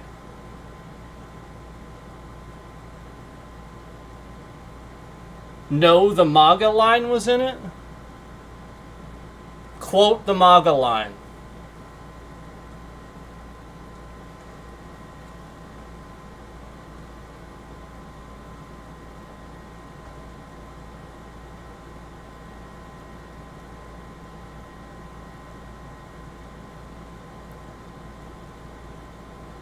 Then quote it. If you know what it was, quote it.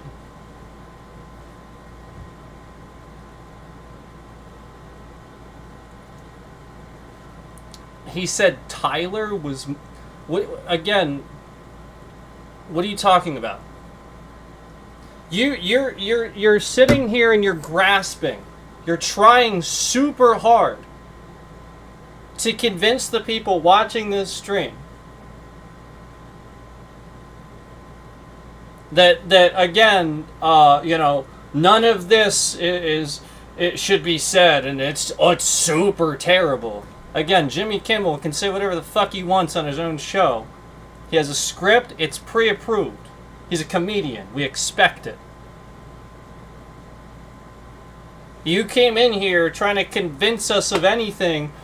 I already stated what the quote was. You're saying this other thing, saying he incited violence. I didn't hear that. That's not in here. And I've got news for you. If he did, it'd be the story of the fucking century. It'd be right here. They would love to cover the fact that Jimmy Kimmel supposedly incited violence, and they would quote that, I guarantee you. Why would BBC give a flying F?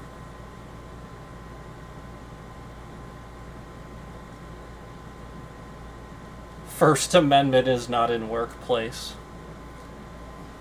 Donald Trump literally swore he doesn't know what the fuck he's doing. Donald Trump's doing it too.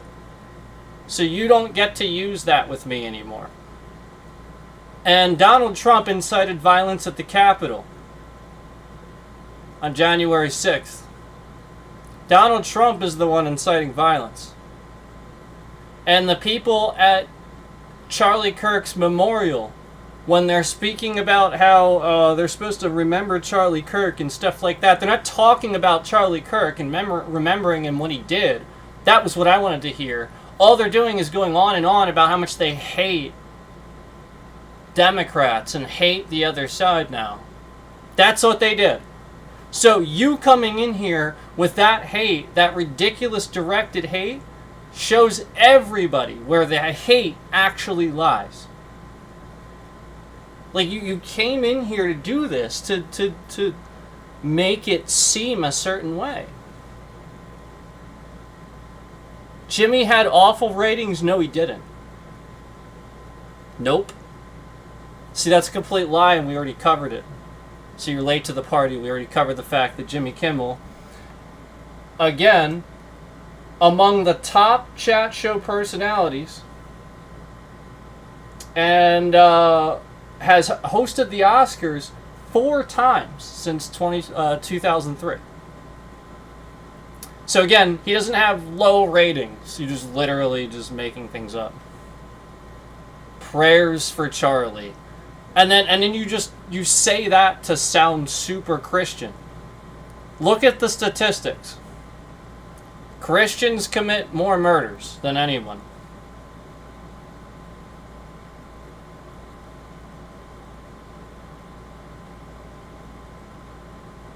He averaged 1 million viewers, which is awful. You have no idea what you're talking about. That statement.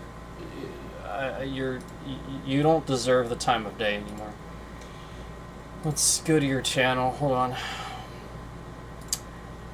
Oh look! This person made this channel today.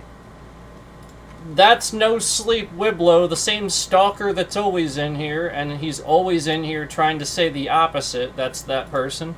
That is who that is. That's the same stalker that doxed my personal information all over this platform and has been masquerading as random people to come in here and disagree with what I have to say. That account that he came in here with was made today. He didn't come in here with a normal YouTube account showing that he is in fact the person that he is. No, he came in here as this random person with a random name with an account made literally today. And we're supposed to believe that person. Yeah. So you notice when that happened, right? When we were on a roll, and like it's like super obvious that we're getting trending and people are in here, so the person comes in as a distraction. And it's just like any of the other psychological warfare I've been telling you about that is intended as a distraction.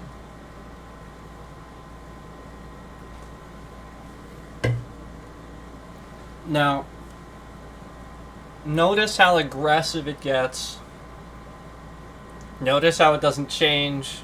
How the person is just super triggered. They can't even be blocked without hitting the emoji button. You get what I'm saying? We're like, they gotta be seen no matter what they do. That's a behavioral issue. Just like with this person that shot Charlie Kirk. Okay? Now, here's where we're going to start talking about the reality. Here's where we're going to relate this to the censorship, the seriousness of the censorship.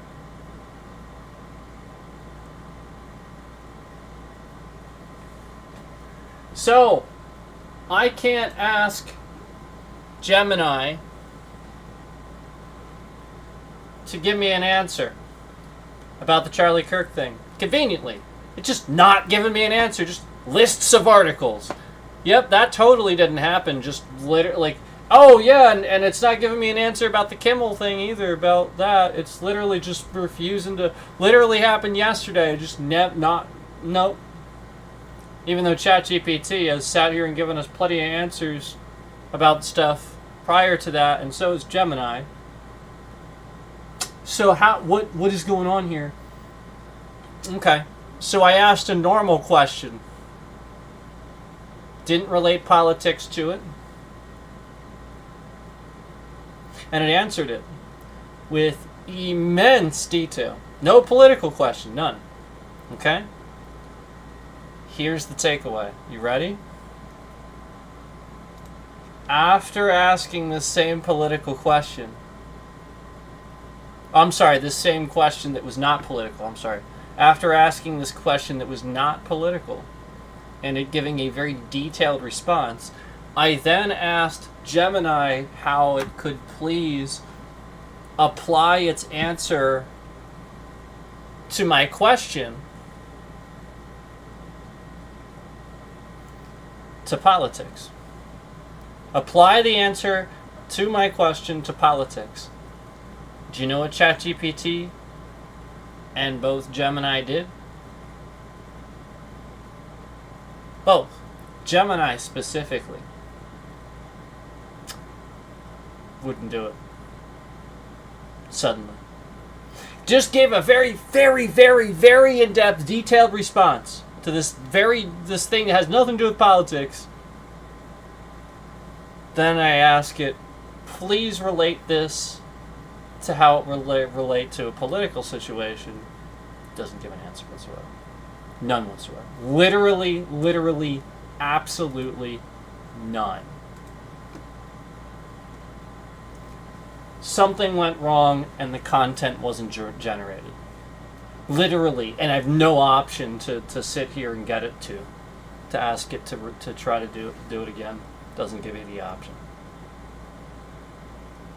Also, with these censored responses where it was giving links instead of an answer, here's what it was doing.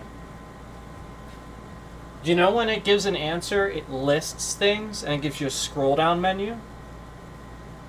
Yeah. So here's what's crazy. Every single time that it was supposed to answer something, instead of just answering it, it would actually refresh the whole page. And then give me a list of articles. But when it normally answers, it doesn't do that. It just sits there thinking and then answers. So this is outside the realm of Gemini. It's not Google, it's literally somebody intercepting the normal functions of Gemini, where they're interrupting what it's supposed to do, causing it to refresh the page and then just give a list of articles instead of actually answering the question. Because it's the purpose of AI is to figure it out and answer it for you. So here we go. Here's the interesting thing, and I think you're gonna think this is pretty great. This is pretty obvious to see what's going on. Here it is.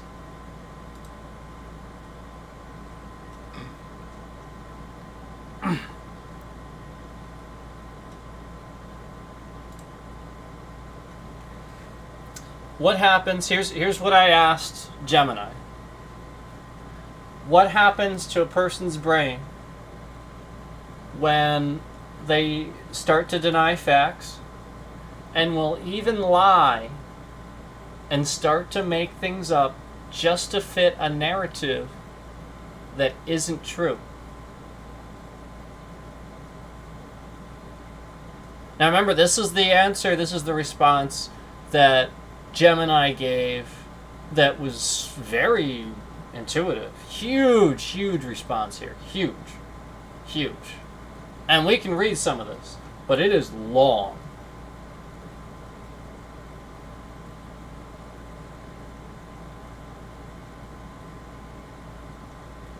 Now let's talk about, though, briefly how, again, this is the question we asked.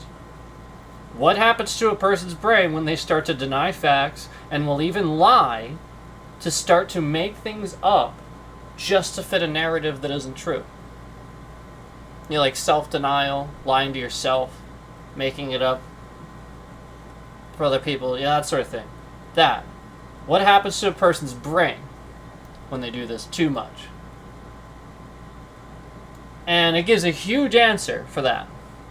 But when I say, can you apply this answer to how it would affect the ability to understand politics and worldviews?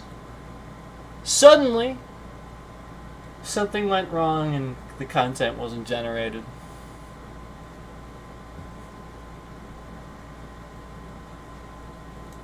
And just so that you don't think that I'm making that up, I can show you.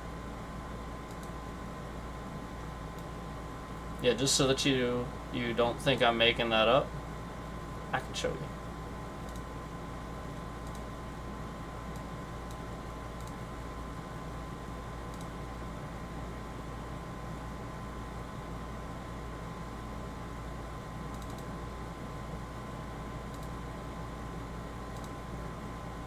So here it is, right there. You can clearly see at the bottom, something went wrong and the content wasn't generated. Can you apply this answer to how it would affect the ability to understand politics and worldviews? Okay? This really happened.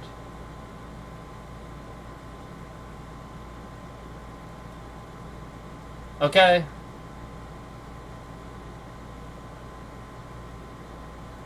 Yep, there we go. I wanted to get that. There we go. See how low it went? Right when I show that? See that? See how low it is? There's your guilty, there's how guilty they are. There it is. As soon as I show that.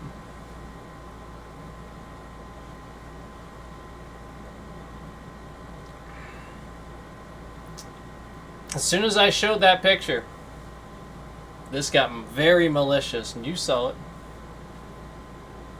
Hasn't shifted around since. As soon as I showed that picture showing the proof of the censorship in the AI. Now remember, this is a big one. The fact that they would do that right then. And the whole point is that if you remember the original, remember the original question. This is big. The original question: what happens to a person's brain when they start to deny facts and will even lie and start to make things up just to fit a narrative that isn't true? And I asked the AI, can you apply this answer to how it would affect the ability to understand politics and worldviews? And suddenly, something went wrong and the content wasn't generated. It gave an answer, a really big answer for the initial question. But then suddenly, when I ask it to answer this and relate it to politics and worldviews, something went wrong. And conveniently in this stream where we're talking about how Kimmel was removed for censorship, we're talking about censorship, how I've been censored, we're talking about how the Trump administration literally is using tax dollars and official spying networks that the United States has to sit here and screw around with people that literally just talk bad about him. And it's true. Like, obviously, like, what we're saying is true. And so he sits here and censors the AI because it's true. So that's the point. We've been sitting here trying to get the truth out, and as soon as we do, shit like this happens, and you see as soon as I even try to show it on the screen, the bitrate maliciously shifts around. I mean, it doesn't get much more proof than that, where you can see right here it is. Can you apply this answer to how it would affect the ability to understand politics and worldviews? Something went wrong, and the content wasn't generated.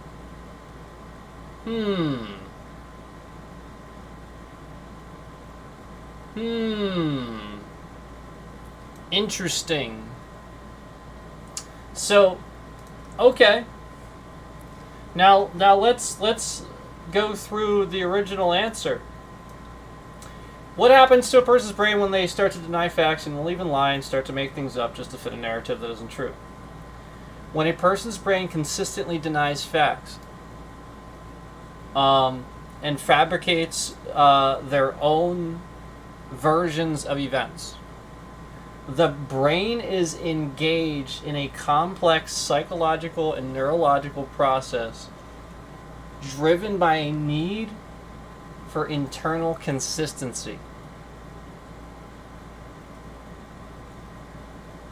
So basically what that's saying is when you're doing these things,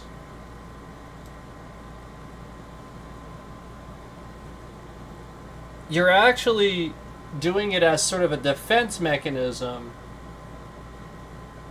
for yourself to gain some sort of, consistency up here, because it's crazy.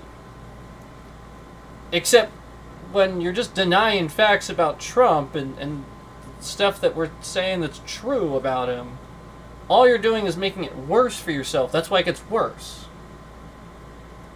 Because you're wrong. So, it's literally a way to self-destruct a person. Because again, it's a neurological process driven for a need of internal consistency. There ain't no consistency with you sitting here and trying to endlessly argue for somebody that lies. There is no internal consistency. And if you have internal consistency about lying, well, yeah, that's somebody that's a liar, a cheater. Probably always done it. They're used to doing it. Yes.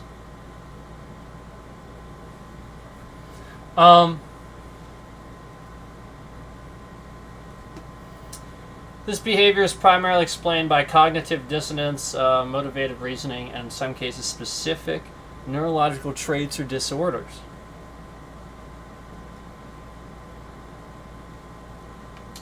So, I've said this before, but basically anybody that votes for MAGA at this point, that again, now especially at this point, because he can't be president a third time. That's it. He's done.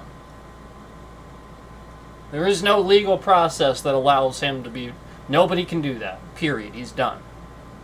But even after all the terrible things he did the first time, you had plenty of examples to see he was not the person to vote for. And that's why I basically started to say, all these different people have this problem, have serious psychological problems, because they're going to be doing this with regular everyday things. It's not going to be just this. And that's the issue, where people can't separate. And that's what I was talking about earlier, where if you could do that thing where you don't suddenly not go to a store anymore or something just because, whatever thing you're ticked off about, I could see if everybody's always rude all the time and you don't want to deal with rude people, or as nasty employees or something like that, that's a little bit different. But I'm just talking you bought something and you didn't like it, or you just want to be nitpicky and stupid, or you think the CEO makes too much money. It's a stupid reason. It's stupid. There's something psychologically wrong with you.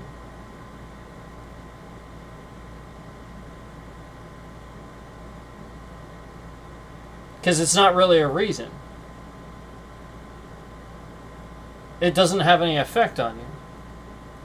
Now, if you could prove reasonably and logically that it did, fine. But it doesn't, and you can't.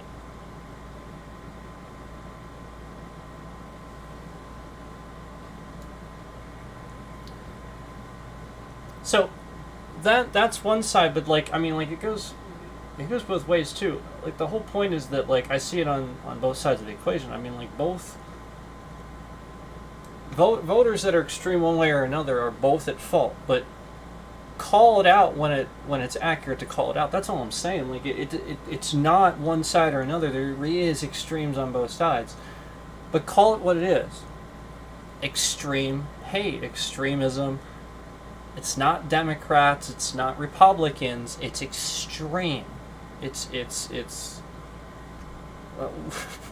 that's radical. That's the point. That's the actual term. Use it when it's supposed to be used.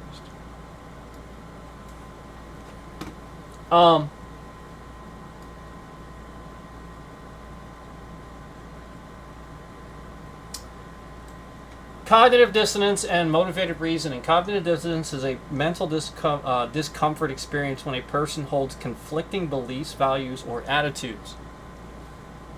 This is the one. Every single person in this country has cognitive dissonance. None of us. None of us are holding it together. None. Nobody. And that's why I know that. Because all you have to do is do a simple Google search to find out everybody's in denial. Literally everybody has cognitive dissonance. Like, literally, it's that basic. That's why, like, it's not to insult people, it's to get them to sort of realize their own faults in sort of a way. Like, maybe if I say it enough times and rationalize, it's just freaking words, man, stop being offended. You might catch on to the fact that I'm not trying to offend you, I'm trying to get you to realize through that there are worse things to be concerned about than somebody offending you. You know, and you're being publicly upset about that causes people to use that. So, cognitive dissonance, to resolve this uncomfortable feeling, the brain may engage in motivated reasoning.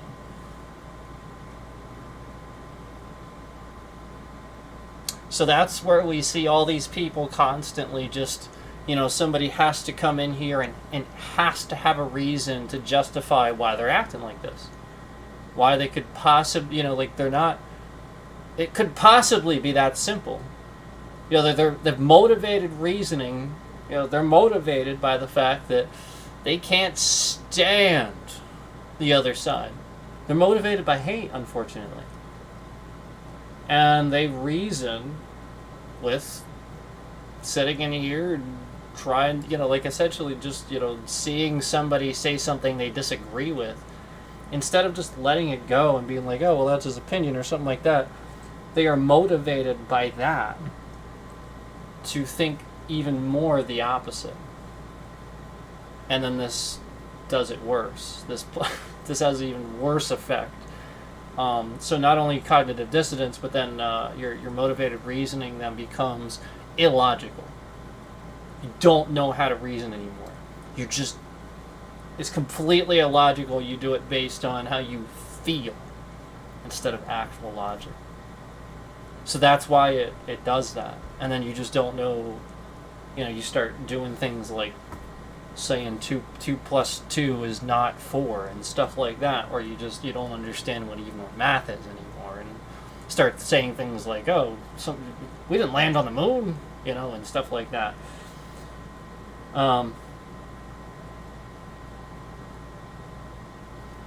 Yeah, and it goes on to say that rather than changing their beliefs to align with the facts, the person alters their interpretation of reality to justify their actions or opinions. Yes. And remember, this is just simply defining the effects on a person's brain when they start to deny facts and even lie and start to make things up to fit a narrative. That's all we asked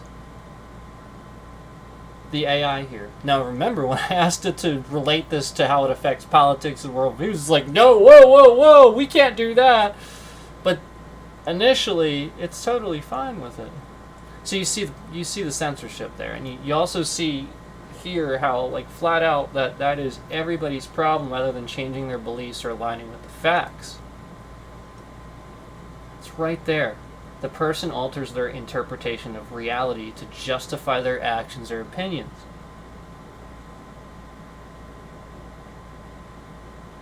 So when some cops are killed on January 6th, people just go, no, they weren't. Nah, that didn't happen, even though it did.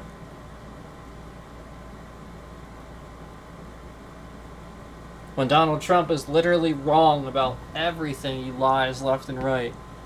He embroiders a hat, wears it in the Oval Office that says, I was right about everything. That should show you just how much this guy has cognitive dissonance and is in denial on himself. He literally is so worried about blurting out the truth, and he's so, you know, he's digging this hole so deep, he has to wear a hat to just remind everybody he was right about everything. God, who does that?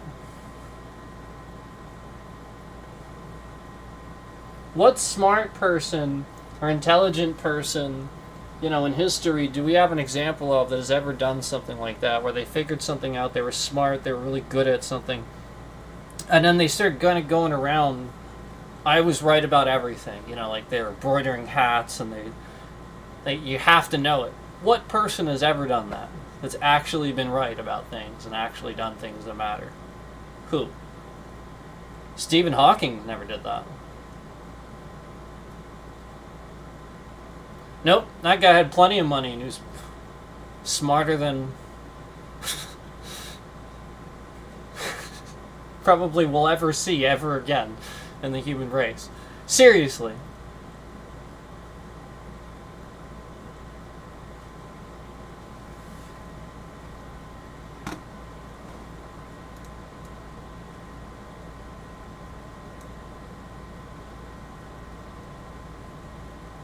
The prefrontal cortex, particularly the medial front cortex, is activated when the brain detects internal conflict, such as when facts contradict a deeply held belief. I have felt this.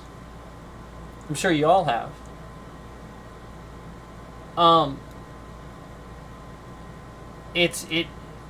You psychologically interpret it as betrayal. And that is the incorrect emotion. That's the problem. The incorrect emotion is that just because somebody presented you with a fact that now contradicts the actual fact that you have known for a while, you interpret this, your defense mechanism from this prefrontal cortex that's telling you about, is deducing this as a betrayal. And it's a mistake. Nobody betrayed you. They tried to help you. They gave you new facts. And your programming is wrong. You're not receiving this. You're fighting them. So you make the situation worse. You make it worse, and you make it worse for them. You give them the problem, even though they didn't have it. And this is that issue with logic and reasoning, and that the prefrontal cortex, unfortunately, is that people will often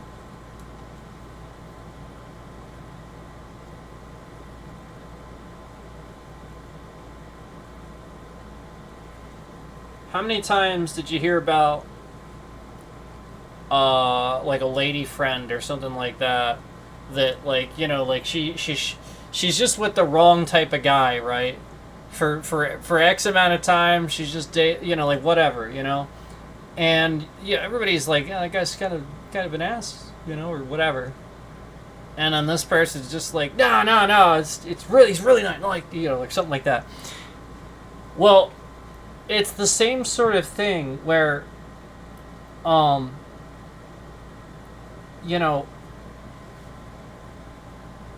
it's overriding logic and reason and that person's ability to deduce what they can see, hear, and experience with their own eyes. And so basically they just do that for X amount of time because they can't, like, nobody has this ability anymore. They simply cannot make a logical informed decision way beforehand. They lie to themselves,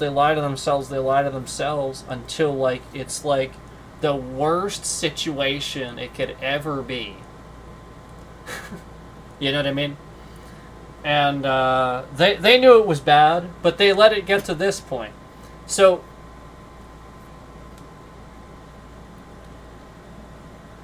it's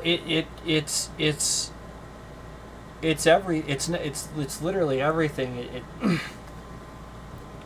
It's your ability to not be able to any longer, exactly what I like how this actually is phrased here, the way it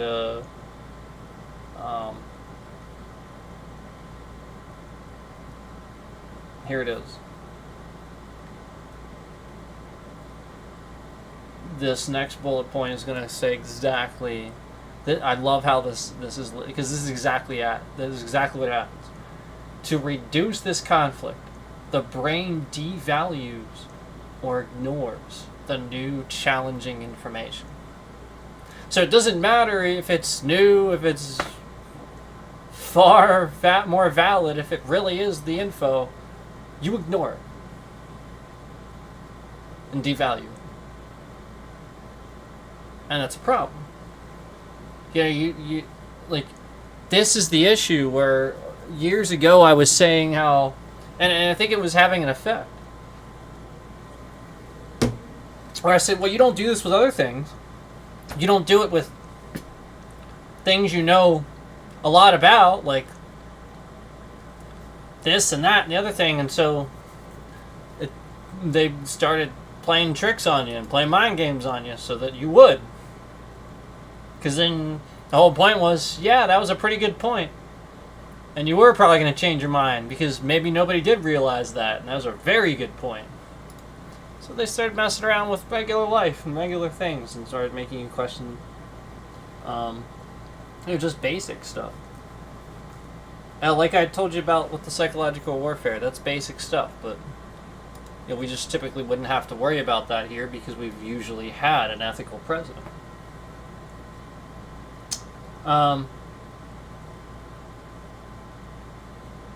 The brain may also seek out and favor information that confirms existing beliefs, a phenomenon called confirmation bias.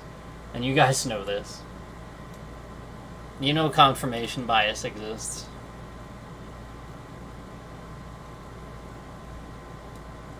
This is something that's been going on for a long time, and it's nothing new. But people are becoming aware of that, at least. And it's confirmation bias for sure.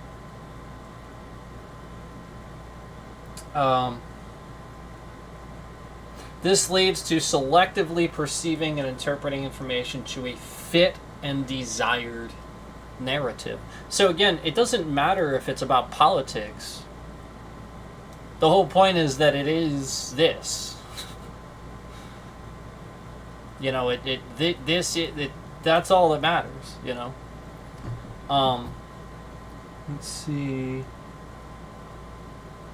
As a result, a person may start to rationalize and justify their existing behavior or beliefs, even if they are demonstrably wrong. Yep, we've seen that. Minimize the importance of the conflicting information. Yep. Everything they're doing.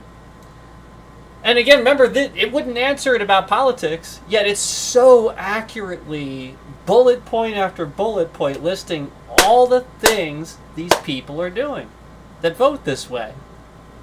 Why can it do that? If, again, it's not asking about politics, just asking in general, why can it do that if it's not true? Just over and over and over, just hitting the nail on the head there. Because it's true.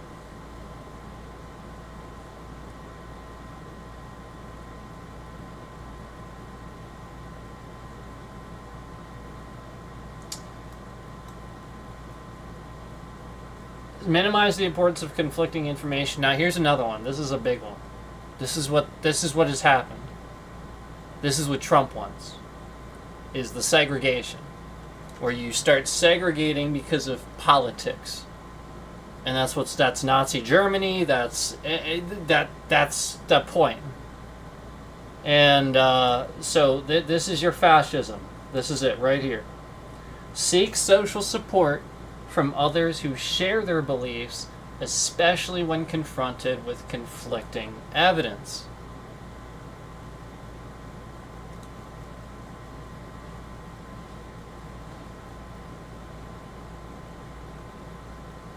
So just like with the Charlie Kirk assassination and stuff like that, they're at the memorial and stuff like that, they could talk about the guy, they could talk about his life, they could remember him properly and respectfully, but instead, they stand there and they spread hate.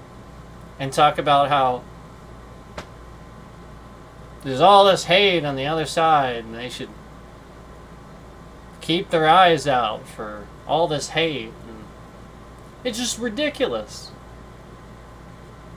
Like the fact that you're not going to recognize that person has a massive problem.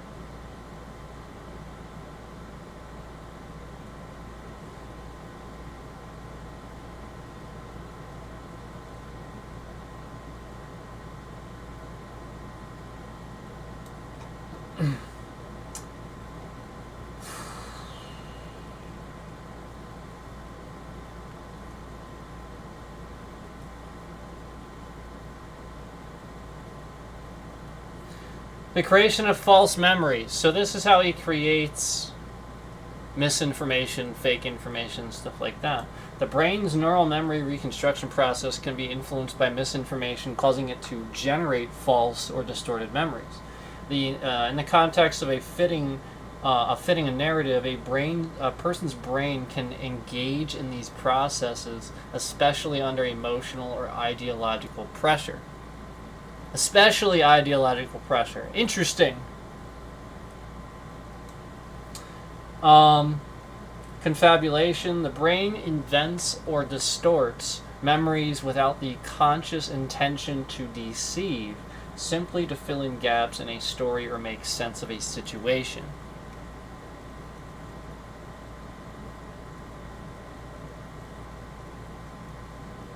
So when Donald Trump knows how something happened, knows what he said, knows he did or did not say what he said the day prior and today and yada yada yada, and he just constantly says, I didn't say that, stuff like that.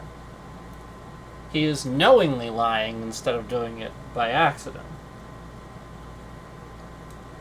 So that's trying to get you to just not remember the facts properly. That's what he's doing. He's using that.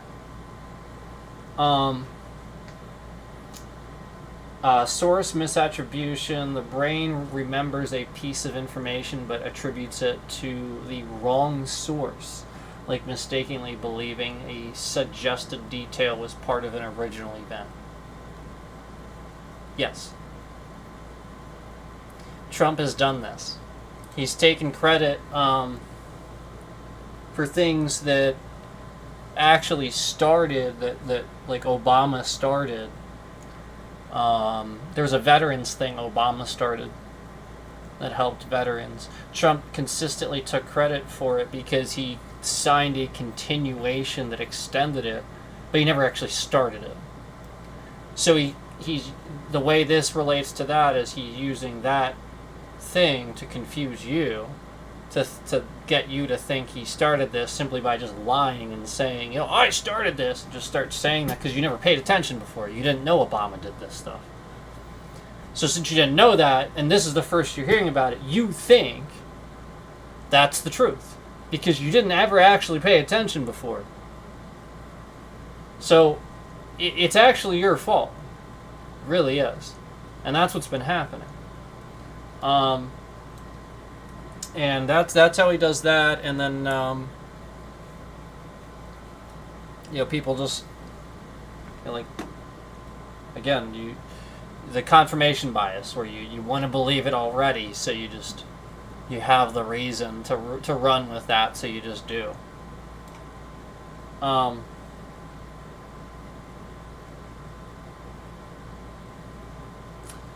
Congruence effect. People are more susceptible to believing and forming false memories from fake news or misinformation when it aligns with their existing beliefs or ideology. Yeah, I agree with that. Yeah, for sure. I mean, that's the whole point is, remember, it wouldn't relate this to politics. It would never do that. It was like, something went wrong. But when asked generally what it does to the brain, when you consistently lie all the time to fit a narrative, it's sitting here and just coming up with all these extra things that could happen, even with politics. It's doing it organically. I mean, that's what ideology is. Your ideas, your the way you think, the way you view things and view the world. That's the ideology, man. So the ideal of whether Trump is right or wrong, what he does is right or wrong, and stuff like that. All depends upon the point of you realizing he is in the wrong. The Democrats are not abhorrently in the wrong, and until recently, when they gave all their power to Trump, they weren't either. But after that, yes, something really strange is going on. After that, you should question everything that all those Republicans do. Every last thing that they do after that. Because that's not their job. Their job is not to give Trump all their power. Their job is to represent you in government, so that you have a voice. Them giving him their power is them telling you they don't want to represent you. So just getting paid to do nothing, basically.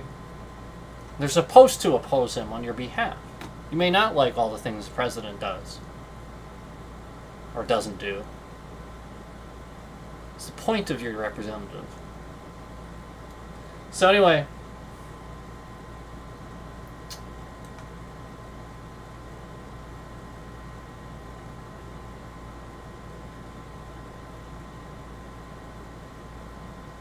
the brains of pathological liars. In cases of chronic or pathological lying, structural differences in the brain may be contributing factors. Studies have shown that pathological liars often have a different brain composition.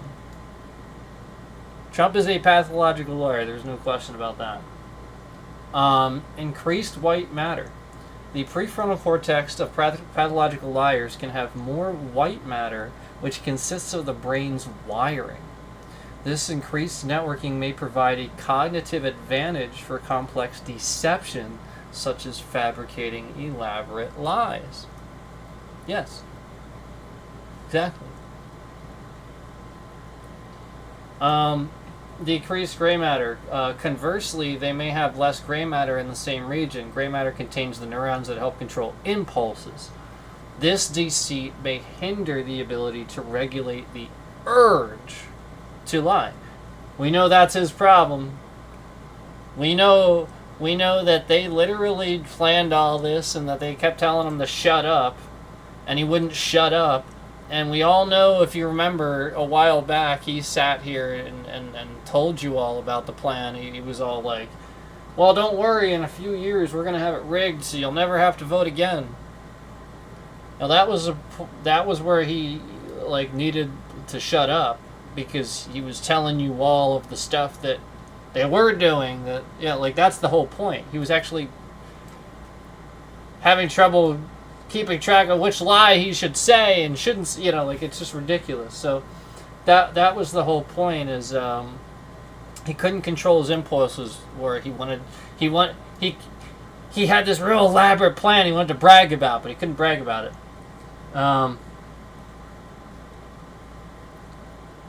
Neurological origins. While the exact causes debated, these differences could be a predisposing factor, or could develop over time as the brain adapts to frequent lying.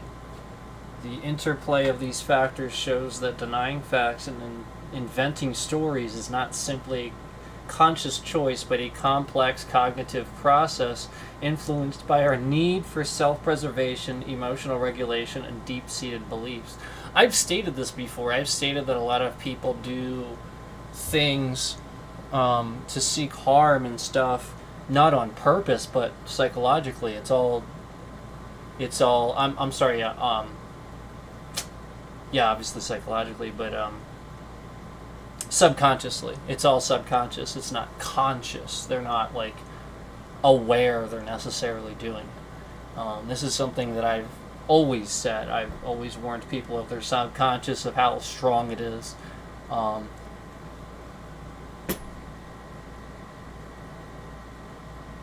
The best real life example I can give is,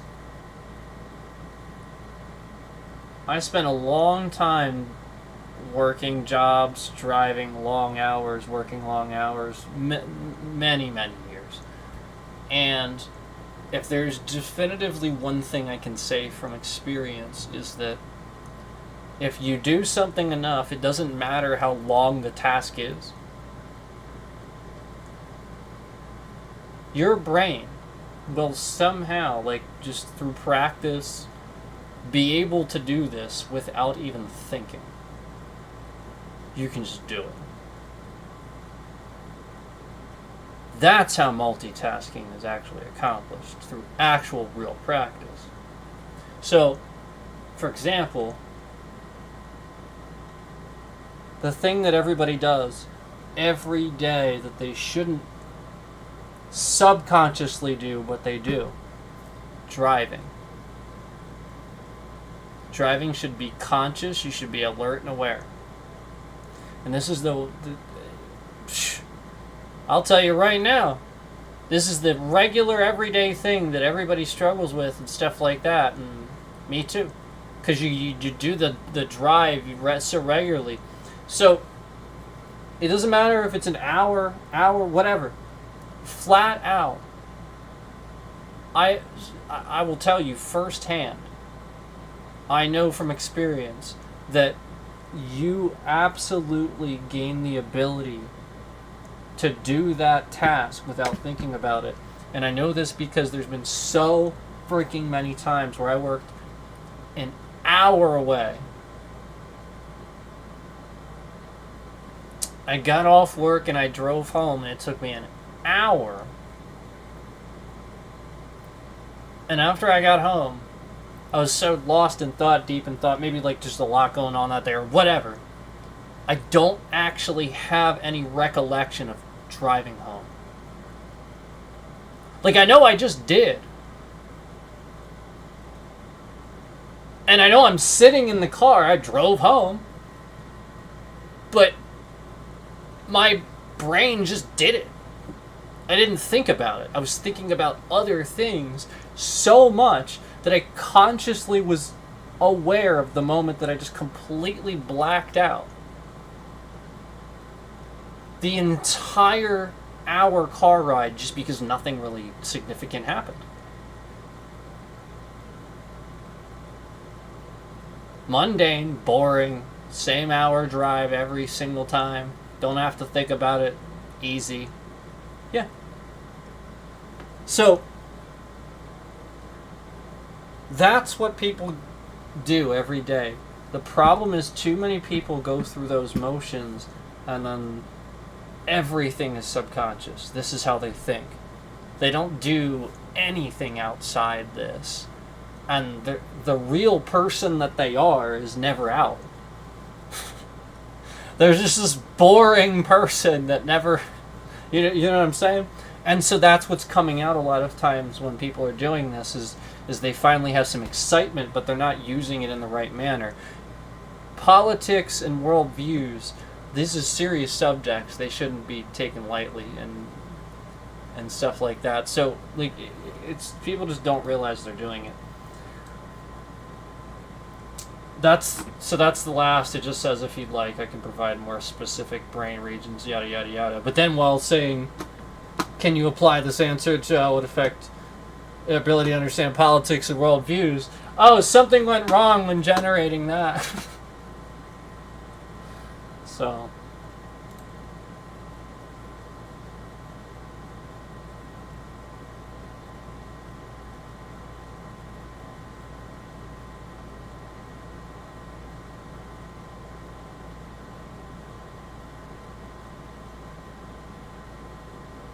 So, again, what weird Twilight Zone episode is it that the President of the United States is firing people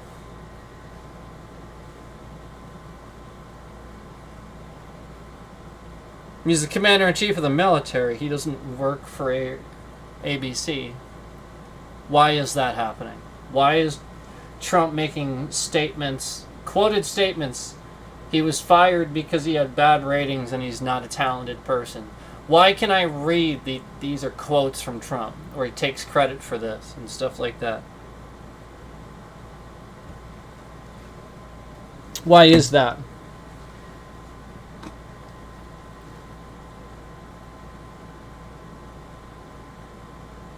Because he's doing it. That's why.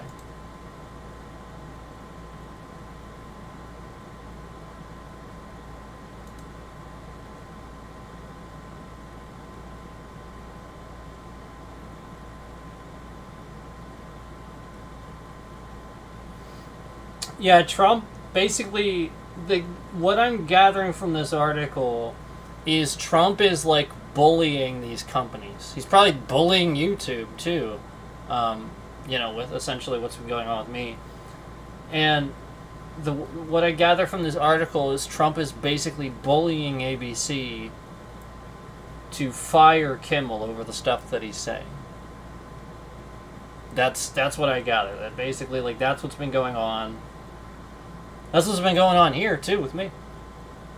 Like, I mean, we see it. We literally see it.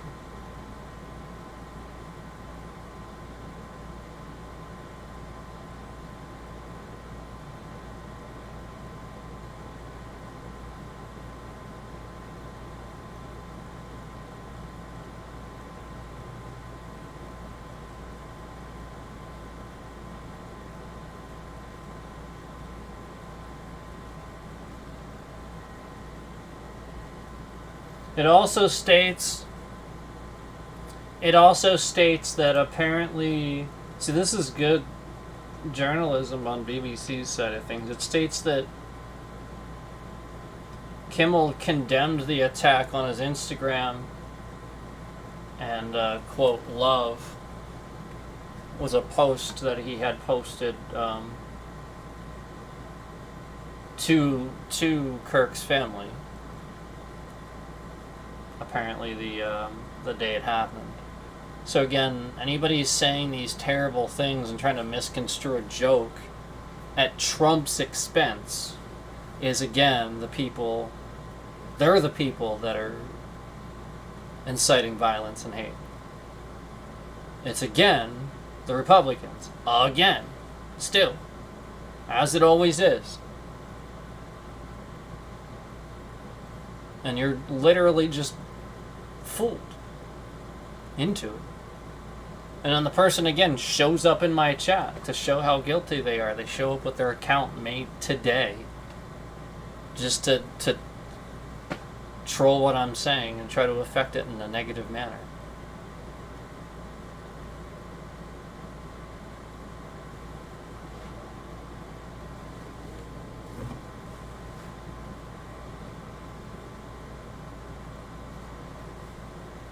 So,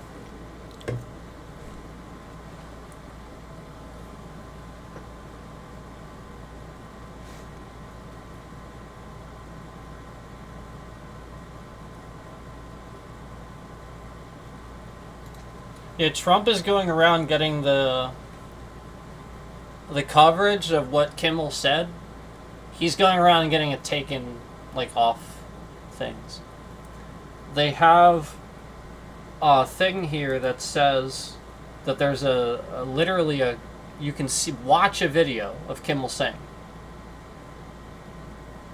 but then it says there was an error, it's only available in the UK, you can't see it there. So that's Trump using administrative things to block it, censor the truth. It's right here. There was an error. This content's not available in your location. It says it right there. Just like with Russia, how they sit there and they block shit for them and don't let them watch shit and stuff like that. Just like with all these countries where they're just not allowed to see the truth or hear a piece of music or see something that's just what it is, just because they're from that country and the leader doesn't agree with that thing. It makes them look bad, so, that's what this is.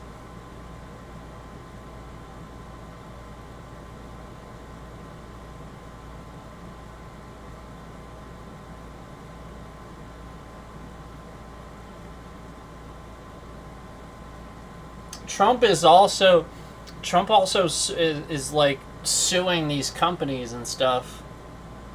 This one company that he's suing, I think it's like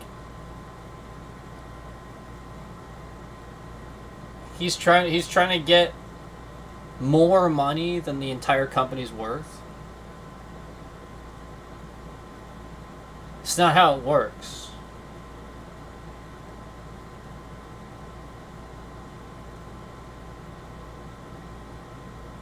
That's like just like the dumbest shit I've ever heard. So not only this whole concept of suing getting out of hand, but people like this guy is the one trying to sue everybody, and he's the one that should be sued to kingdom come. He's the one that's sitting here forcing people in their own platform, in their own setting, to not say things he doesn't agree with, because his feelings are hurt. Because it's true. Because he's a convict in the office of the President of the United States.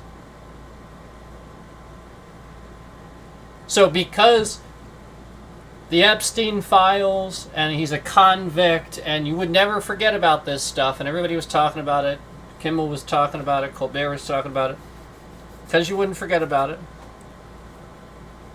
he had somebody killed, and then ran propaganda trains all over the internet.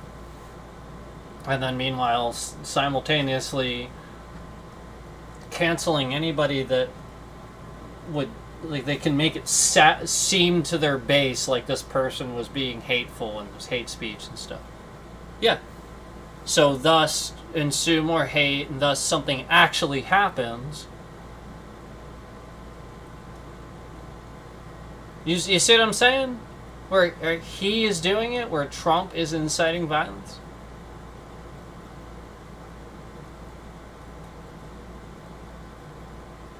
Yeah, like Democrats, we're condemning it. We condemn it all. Even Kimmel did.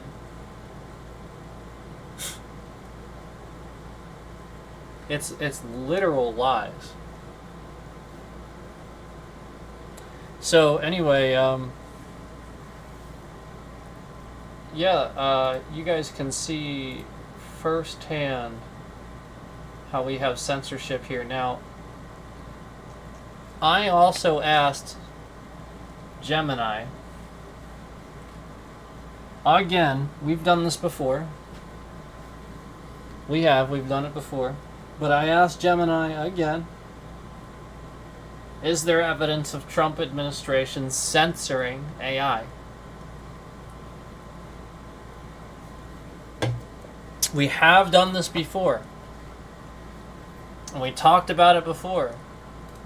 And we confirmed before whether it was happening or not. And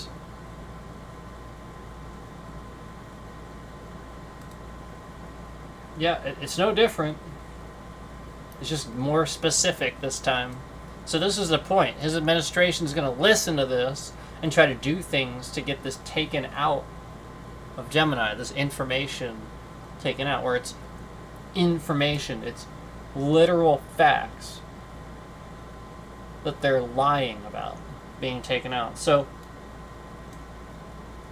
in 2025, the Trump administration enacted policies, including an executive order that some critics characterized as censorship of artificial intelligence. These policies mandate that large language models, LLMs, procured by the federal government be ideologically neutral and remove references to topics such as diversity, equity, and inclusion. Critics contend that this is a form of ideological censorship that could pressure companies to alter their products. Yes. Policies and directives on AI. Executive order on preventing woke AI.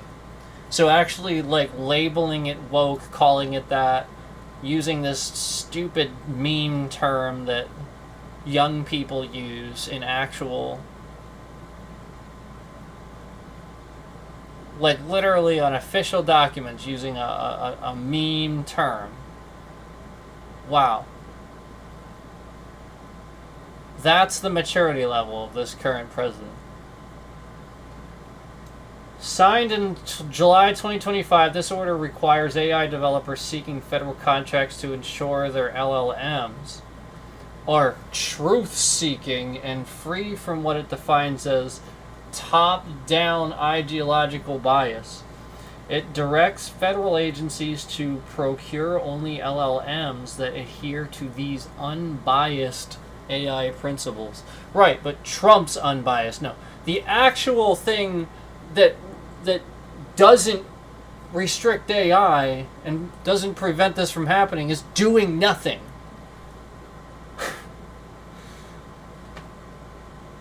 Like, how are you sitting here and saying it's preventing anything, all while clearly doing that?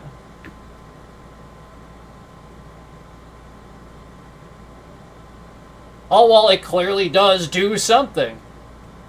Are you kidding? So let me get this straight. You actually think that anything that is, again, an AI where it prevents it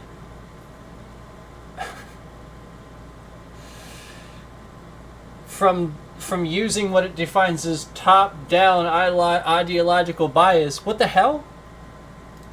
What would you consider all information?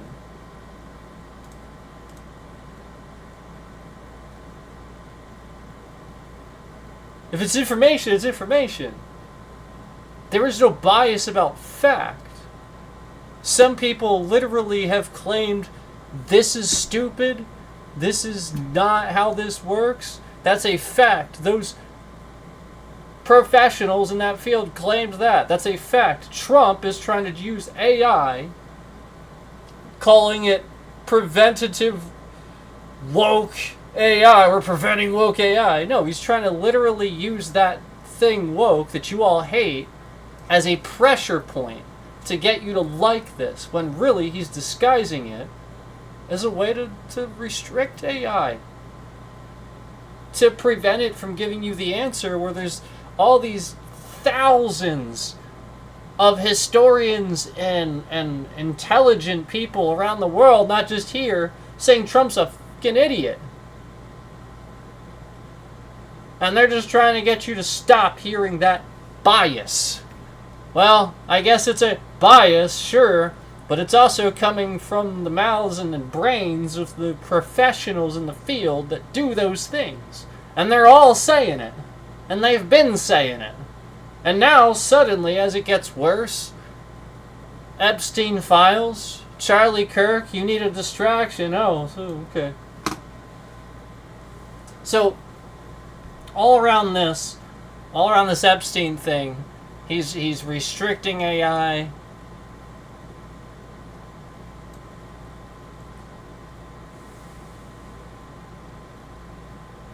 Revision of NIST Risk Management Framework. The Trump Administration AI Action Plan also instructs the National Institute of Standards and Technology to revise its voluntary AI risk framework.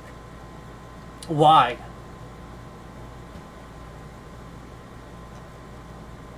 Give me a reason. Why should it revise it? I want a reason. He doesn't give a reason. Just, it should revise it. Why? Give a reason. It specifically mandates the removal of references to misinformation, diversity, equity, and inclusion, and climate change. So, you have to understand that the removal of references of misinformation, diversity, equity, inclusion, and climate change means that the AI will no longer, if you have questions about whether something is misinformation, whether it's diversity, whether it's equity, whether it's inclusion, or whether it's climate change, you will now no longer be able to ask the AI about these topics because Donald Trump has had them removed. Because, this is, risk management. Those things shouldn't be included, even though the AI needs to be able to determine what misinformation is. So how does it determine what it is when you remove it from knowing what it is? You're unlearning the AI of misinformation, diversity, equity, inclusion, and climate change. Conveniently, the things that he wants you to be confused about. Because he doesn't want you to know he defunded the Environmental Protection Agency. Climate change. He's affecting climate change drastically. He doesn't want you to know about all the misinformation being spread about the Epstein files, all these things. He doesn't want you to know all these things that the FBI and the NSA is doing on his watch to screw with people and cause problems for diversity in this country. He doesn't want you to know that he's single-handedly jacking up the prices of property and causing bubbles for the stock market, confusing bubbles that nobody knows how to follow, so that, again, it just crashes and we have a depression. He doesn't want you to know about that. He doesn't want you to know about inclusion. He doesn't want you to know about these things, like all of this. Because you need this stuff. This is the stuff, these are probably the things that people have trouble figuring out. So you need AI. And thus he has the AI unlearn it. Just like I proved to you earlier that I asked this entire thing of the AI. It very clearly explained to me the effects on the brain when somebody regularly lies with the sake of having a narrative, to fit that lie. What happens to the brain? It very clearly and epically explained that. But then when I said, how do you relate this to politics and worldviews? Goes, oh, well, we can't, something went wrong there. We can't answer that. That's this.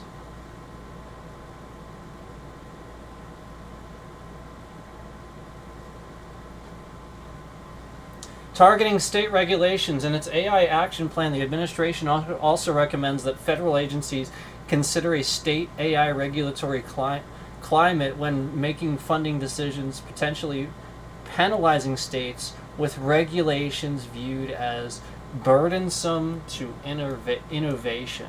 So what he's doing here is he's trying to use something clever that's not really that clever, where the only reason it's clever is because most people don't understand that state government overrides federal government. So what he's trying to do is he's trying to create something here where that's not the case here, where he's literally contradicting the Constitution. Because that's the purpose of your rights.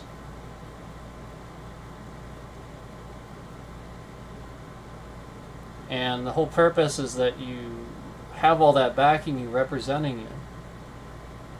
When we take that away, you don't have any rights. The feds just do whatever they want. And that's the point. They're not supposed to.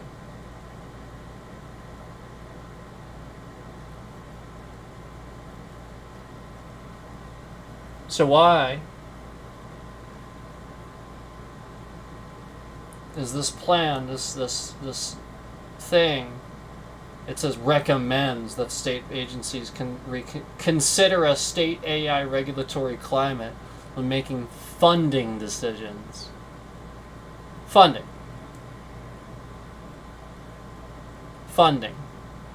So again, stealing your money. Interesting.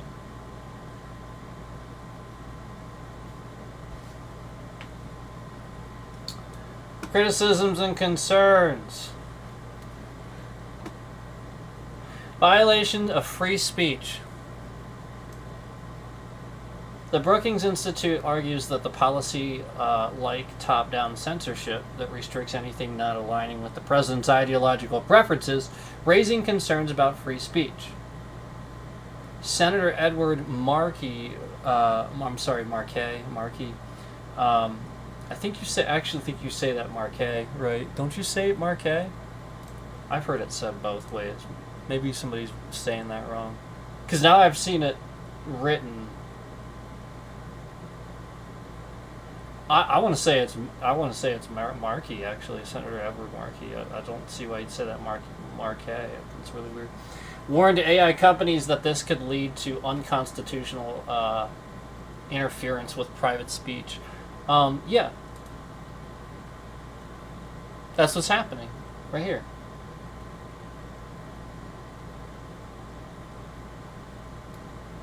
Yes.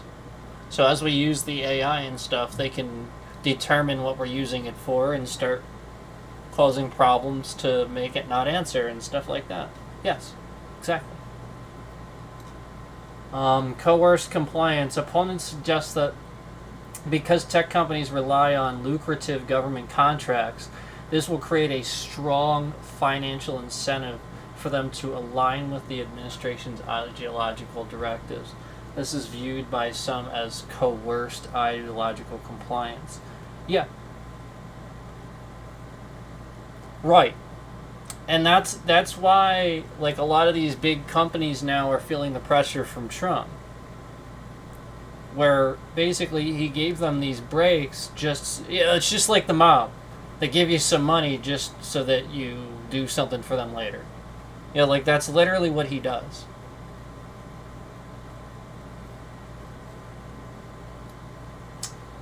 And that's coerced compliance. Comparison to China. This is interesting. And that's something I've certainly noticed that Trump does. While he criticizes China so much, he then sits here and gets Chinese steel discounts for his buildings, and all his ties that he has made and stuff like that, they're all made in China. So he'll sit here and criticize China all the live long day while having stuff made in China, outsourcing jobs to China. Comparison to China. Critics have compared the approach to China's content control practices, where AI outputs must align with their official ideology of the Communist Party. Yes, exactly. Exactly. And China's not really a communist party, you know that. The whole point is communism is it's supposed to be fair. That's why it doesn't work. Because the whole point is that these guys at the top, they're just going to take more anyway.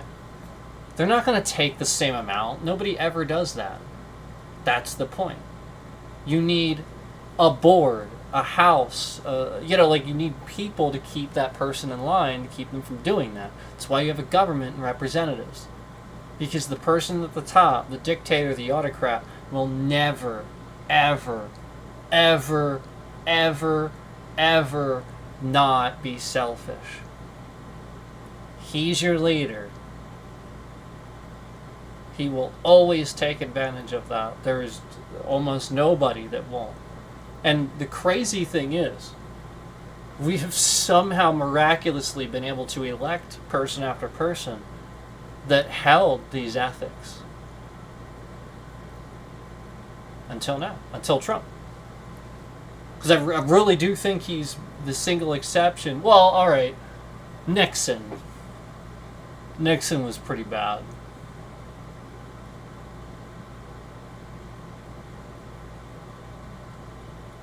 Yeah, Nixon was pretty bad.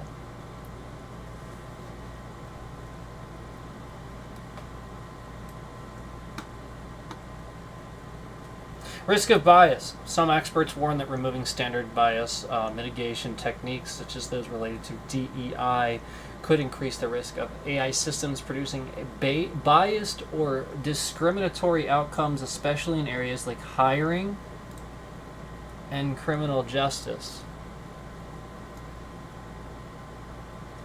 Interesting, isn't it?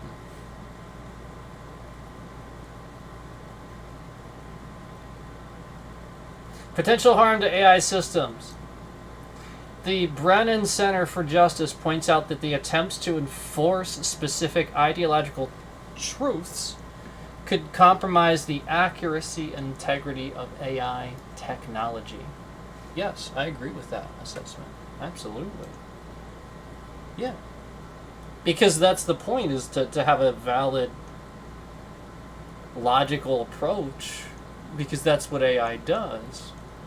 Not to, again, not to compromise accuracy, but to give as much information, even if it's misinformation, as possible, so it can rule that out. It can look at it and rule it out and know what it is. Unbelievable that we would even have to discuss that.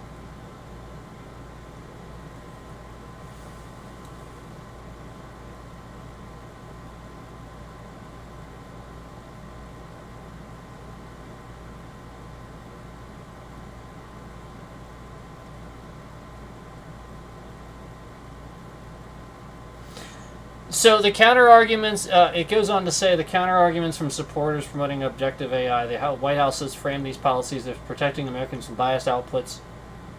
Biased AI outputs and promoting models that prioritize truthfulness and ideological neutrality over what it deems woke Marxist lunacy. So again, the whole point is that you're sitting here and labeling an entire thing as woke, or just something as this. That's always a problem. It's always inaccurate. It's always wrong. You're the asshole if you do that. You know, you're literally just, it's the same stereotypical jerk that is racist. Because he labels people this way and this way. Just the same person that wants a wall on the border of Texas and Mexico and doesn't sit here and look up, well, how big is the border of Texas and Mexico? And then go, oh yeah, there's no fucking way you could build a wall that long and logistically repair it, maintain it, yada yada yada. So anybody that thinks that and doesn't do those things and doesn't think about long enough to look that up, do the due diligence to know what they're supporting, yeah, you're racist because, again, you just literally wanted to keep them out. You didn't think about it long enough to think that those things, you just thought you wanted them out. Right? Right.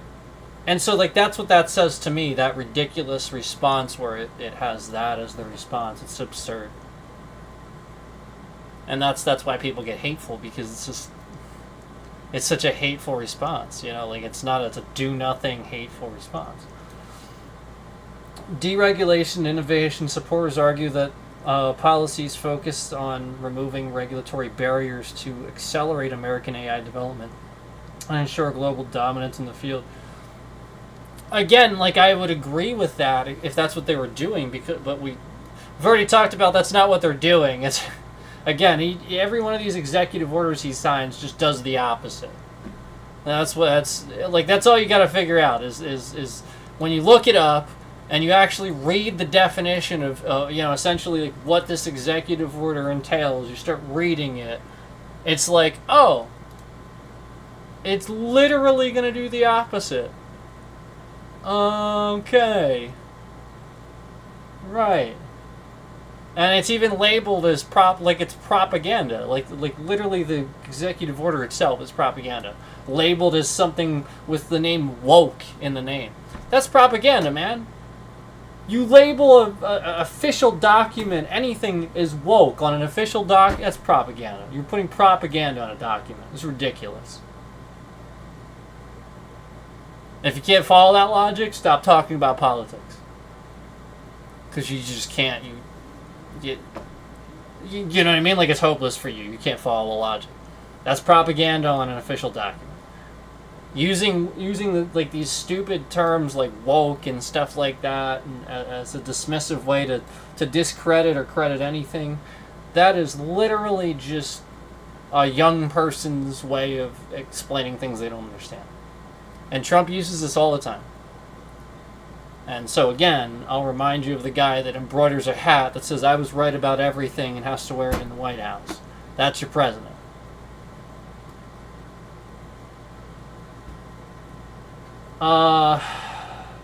Prioritizing accuracy. The White House fact sheet cited instances where AI models were seen as sacrificing accuracy for DEI requirements, which is altering the race of historical figures and justification for new policies.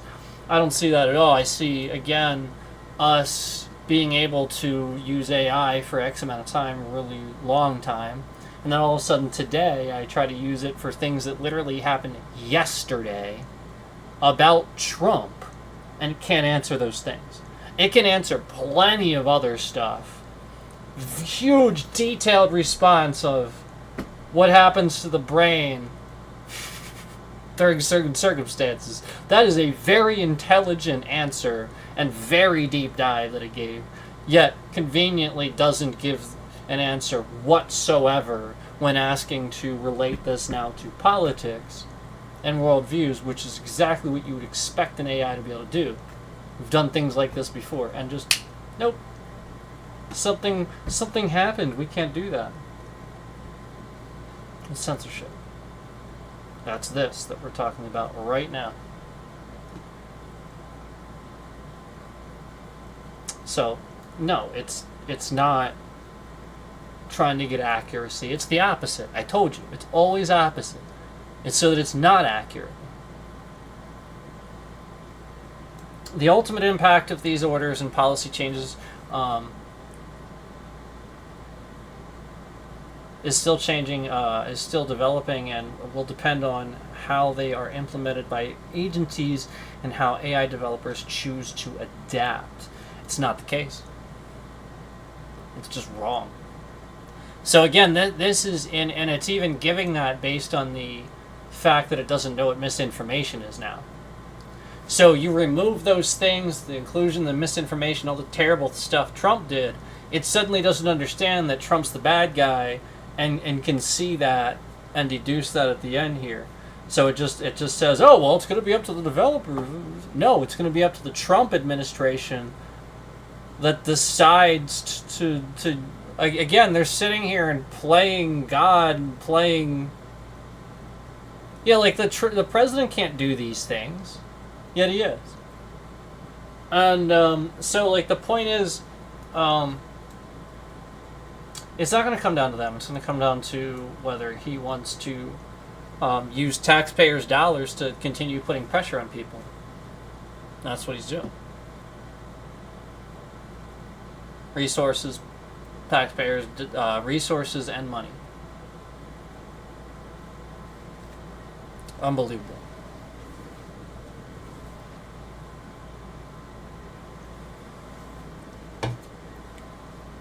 So,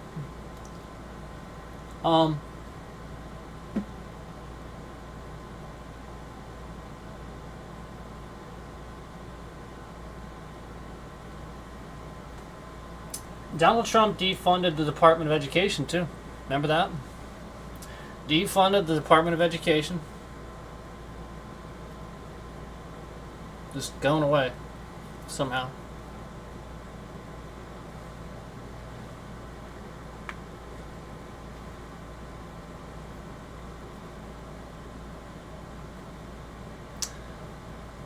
So, just remember that, like, he doesn't want you to know information. He doesn't want you to know the truth. He doesn't want you... He wants to defund education. He wants misinformation. He wants to pull Jimmy Kimmel just because he literally said something about the way Trump was mourning Charlie Kirk. Again, the comments weren't anything about Charlie Kirk. It was about Trump and how he was choosing to mourn Charlie Kirk.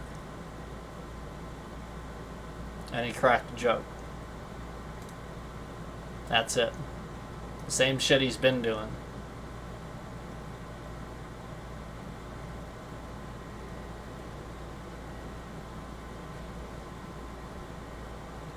So,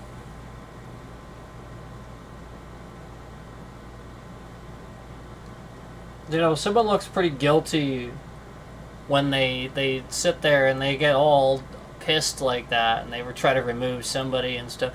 Like, the whole point is that you should realize how absolutely Trump looks like the guy now that did it. Realize that. Just like when the moment people realized Trump lashed out about the Epstein files thing, and everybody realized the significance of that, just like that moment.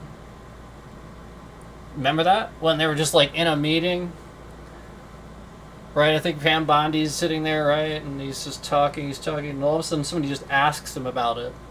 And he just freaks out.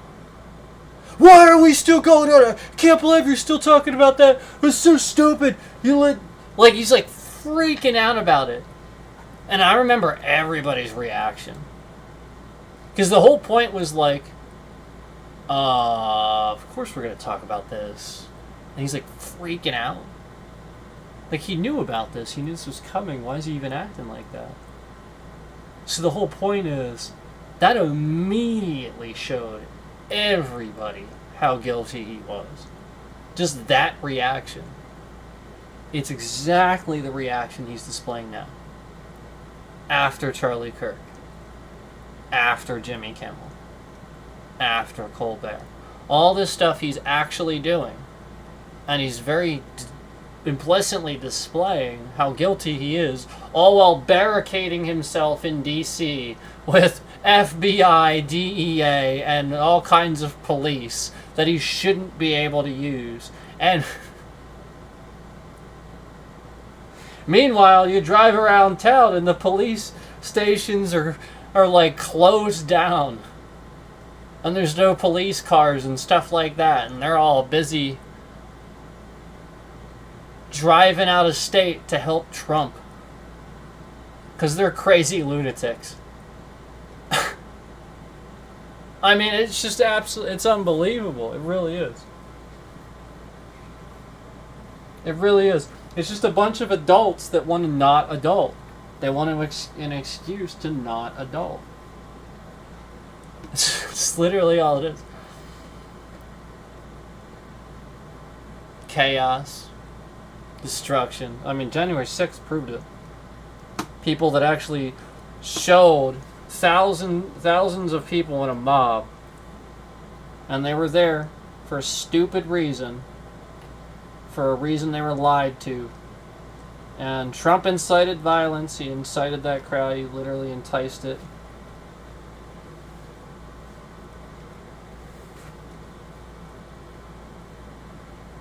Yeah.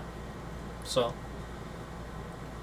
the moment, anybody tries to say anything about Trump or anything like that, it goes out the window the very second that you say that. Because again, all of you showed exactly how raging lunatic you are that day. And that's what a lot of those people are worried about. All they're doing is knowing that happened, knowing they used you, and it was planned. They probably planned on having more people there, but the whole point is to use the fear that you are worried about consequences happening to you because of the January 6th thing. And now there's all these people out there that are worried about that. So, and they might have family members that are worried about it too. So now the whole point is that they're going to go and tell those people, and it's going to spread like wildfire. And all it does is get people to talk negative about the other side. That's all it does, just hate. It doesn't mean that they were right. They shouldn't have been there in the first place. They should be branded as terrorists. Every single one of them. The moment that you march on the Capitol and you show up to destroy things and kill some police officers and chant Nancy Pelosi's name sadistically, you're smearing fecal matter on the walls. No, you're a terrorist. And that day, this country proved to the rest of the world that there's a good number of them in this country voting for Trump.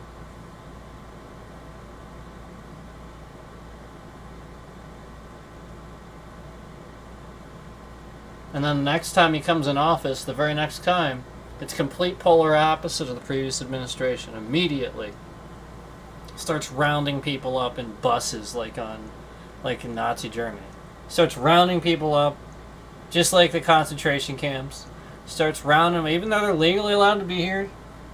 Just illegally rounding them up. They weren't even using police cars at first. They were using unmarked, just random unmarked vehicles. They're rounding them up in buses, taking them off to camps, basically. They're just putting them in a place. Yep. So, that's what the Trump administration is getting up to. And this is full-on censorship. We know that. We know I've been getting censored for a long time. And we know that they're attacking other things now.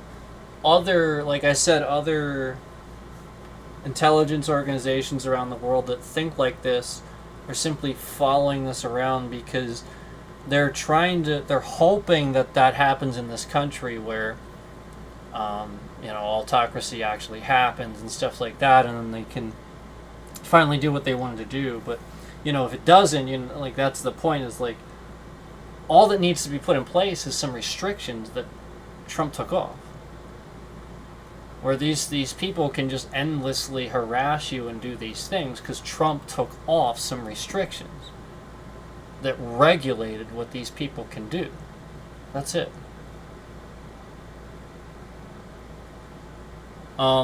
So the FBI should be absolutely fully aware of that. The NSA should know too. They probably fleet knowledge of that. So the whole point is that national security, matters of national security, are things that would undo democracy, undo our system of governing as we know it. That's matters of national security. So why is Donald Trump not the number one foremost matter of national security? The foremost damaging matter of national security. Because again, that affects our everyday lives. That affects whether we think, can live freely.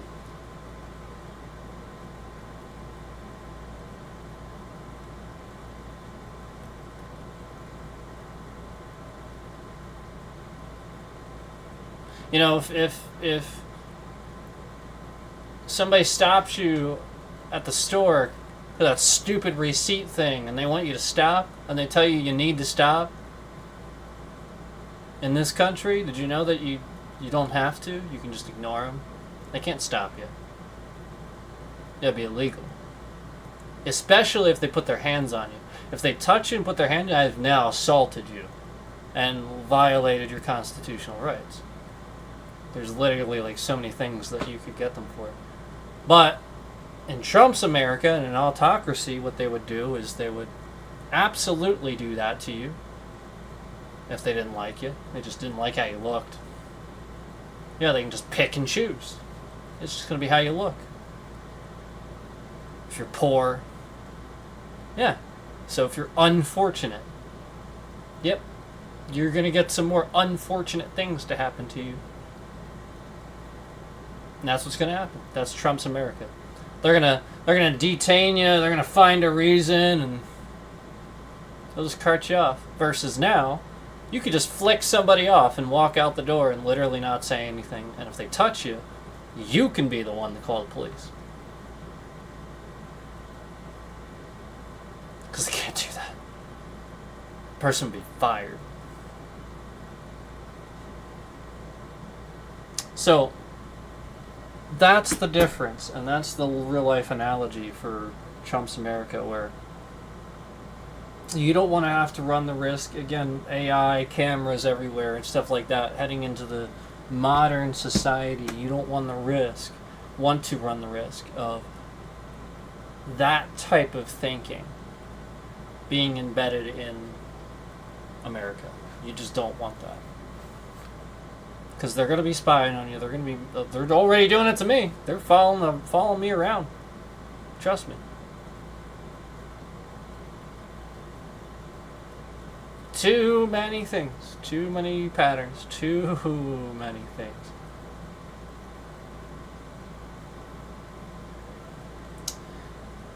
So, I think that's probably a good place. This wasn't supposed to be a long stream, but wow.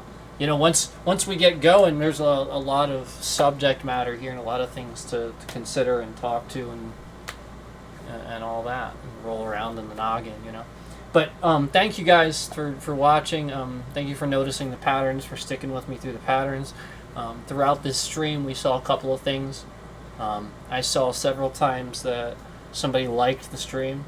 I saw a like go up, and now the like doesn't update after the fact. Somebody likes it, I see that right away. So I saw somebody like the stream literally after there had been 0 concurrence in here for like several minutes. So that was the perfect example of somebody in the stream watching, hearing what I was saying, liking the stream, and them just not counting the views. There's probably people in here right now. I saw somebody earlier hitting the emoji button, hearts and hearts and hearts. They were liking what I was saying, yet 0 views. 0. So how's somebody hitting the emoji button then? So that's what I wanted to kind of show you, is like that's what I've been seeing all along. It's very easy to see. It's very easy to notice the low numbers. Very, very easy. And he's always kept these numbers low and restricted them on purpose. So I've always been able to see it. You know, if he had let me grow and actually have a channel, I probably actually would have a lot of a harder time. I would have probably been more oblivious to a lot of this. But because he sat here and did those things, I was able to track it. Because he sat here and attacked me. Yeah, I'm not going to just let somebody do that. I'm going to sit here and I'm going to fucking, yeah, you know what I mean? Like, so that was the whole point, was I always knew somebody was doing that, because, again, these things were obvious patterns that I just kept seeing. No matter how many times I would fix something, it would be something else. It would, you know, like, it's too much, you know? It's obvious somebody's following around what I'm doing and getting a reaction. Trying to get people to dislike me, hoping to, you know, exacerbate, you know, get me to you know, you know, just like the thing with this kid with the Charlie Kirk thing. Like they were just, they thought, you know, they think that I'm one of those types of people, I guess, and think that I'm, you know, and that's the point. They're just trying to get people to do things and act on those things. And, you know, that's the whole point, is just the people in my chat immediately after it happens. Like, I don't even know that it happens yet. I'm just playing a video game stream, and somebody just can't wait. They just have to come in my chat, like, the second that it happens. And they're like, did you see? It's sick. It's so sick. And they're just, like, have to be talking about it. And I saw this all over the place. I literally took a break from the stream to go look at other chats all over YouTube. It was all over YouTube, non-stop, all over YouTube, in the chats. Sick! Are you seeing the Charlie Kirk thing? It's so sick, it's disgusting. Ugh! All over YouTube, all over the chats. So, it's Donald Trump, it's their administration, they're using chat bots and stuff like that. As soon as they found out how, you know, stuff on this platform worked, and just generally how things work for content creation in general, the rest is history. They just bought everything, just bought a ton of stuff, and now they just come in with their bots, leave with their bots, remove the views. You get what I'm saying. Too much power can be given to somebody who simply buys a whole bunch of chat bots on YouTube. So anyway, thank you so much. That's probably going to be it. Again, it wasn't supposed to be super long, but the content is coming, you know. There's lots to talk about. So this has been your update on censorship in 2025. It's getting worse. It's not getting any better. Realize censorship's not a good thing. You want freedom of speech.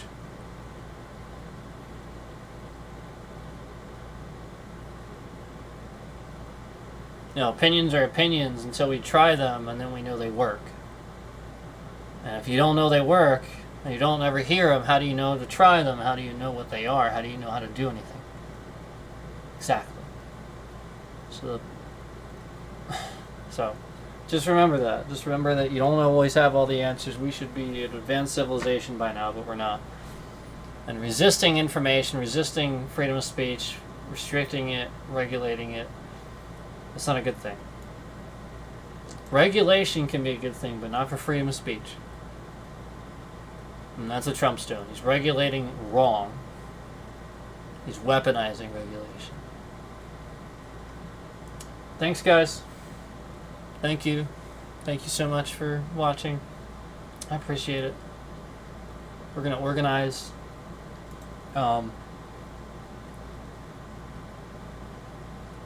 We've gotten up to a bunch of different intelligent conversations now. So we'll get these like organized. Get them on a playlist. And I guess that's all I have. I guess that's it. I was just trying to think if there's anything else rolling around. Like I said, I didn't have notes today. But we got through it anyway. So yeah, thank you so much, and we're going to get this organized in the playlist for you so you can watch them. Thanks. Thank you guys. Appreciate it. For the likes, for the chat, for the views. Take care, guys. And stay vigilant out there. Watch your backs. But don't get too hateful. Don't blame people for things they didn't do. Don't blame entire groups of people. And don't stop going to stores just because you disagree with the CEO or something like that. Don't do that. Stop it.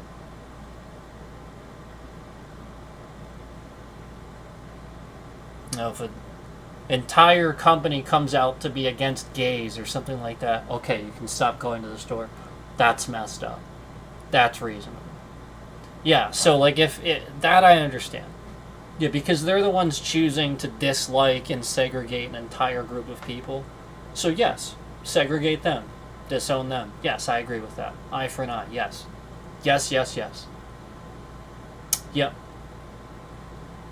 So like if they make a statement like that, we don't like gays in our store or some dumb shit like that. Okay. That I agree with. Then I understand. And you should too. That's really messed up. You don't have to, be, super adamant about gay people or anything just to agree that that's messed up. A person's just a person. You shouldn't stop them from coming to your store just because they appear to have a certain sexual orientation. That's super, super messed up. So, and anybody that does that, you're the one with the problem. You have the psychotic problem. You're the one spreading the hate. Not the people that are just trying to exist. They happen to be a walking stereotype for every joke ever made about gay people. Okay? Doesn't give you the right to sit there and prevent them from coming to your store just because they appear to be that way. That's you taking the joke and going too far with it and making it real. That's you. That's you making it real. It's not real. It's not. It's you trying to make it real. So, then yes. Yes. Then yes. Then I agree. Boycott it. Yes.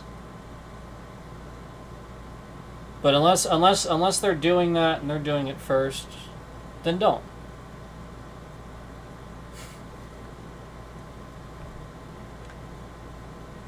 See, because I gave you the reasonable answer. So that's the point. They don't want you to know what the real reasonable answer is. Look at this. And supposedly there's nobody in here. Well, that's what they're doing. They're trying to hide the fact that there's a ton of people in here, and they're trying to hide the views. That's what they're doing.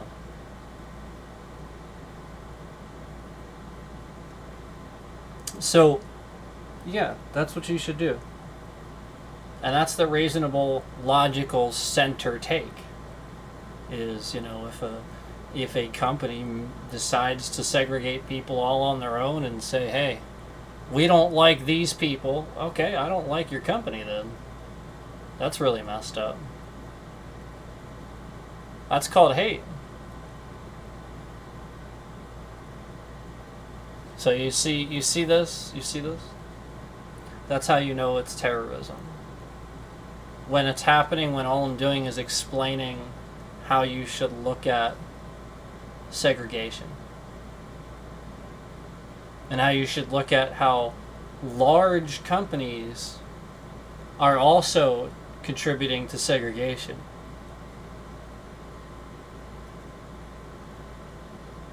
Yeah. And that's who's doing this. Is the large companies that Donald Trump has put pressure on. That's who's doing this. And you notice how there's nobody, conveniently, there's 0 people in the stream. Yet somebody's maliciously shifting my bitrate around all over the place right as we're getting off the stream, and I want to make this last point. Conveniently, the bitrate starts maliciously shifting around all over the place. Pretty fascinating, right as I say that, isn't it? It should be blatantly obvious that this is the censorship that we just talked about. That this is the lying terrorist AI censorship that Donald Trump is running on me. This is the use of AI to weaponize attacking citizens. That's what this is. Now, I've been trying to tell you for a while. But the whole point is that there's a system that does this. And it knows what number to do. And they're intentionally making it not work.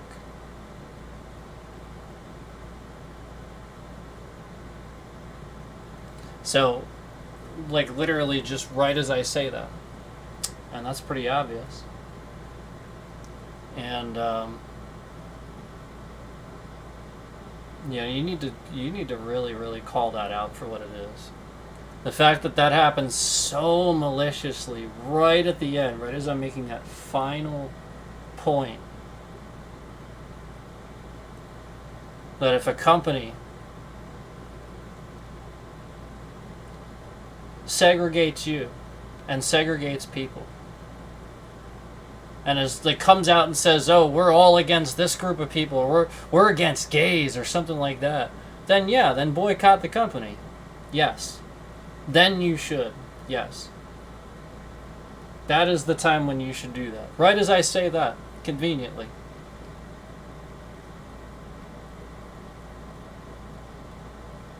Because that's the correct answer.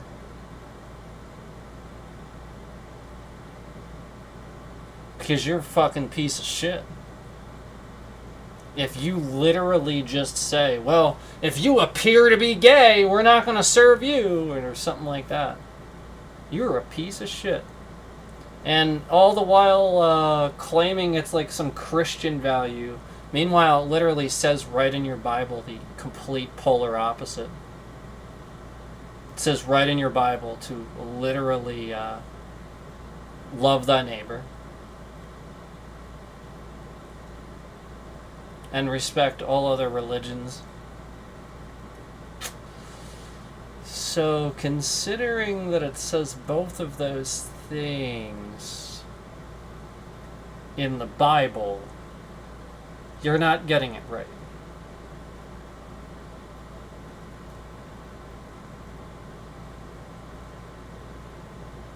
Oh, okay. Well, since we're going to screw around with bitrate, I'll just say the name of the company. It's Chick-fil-A.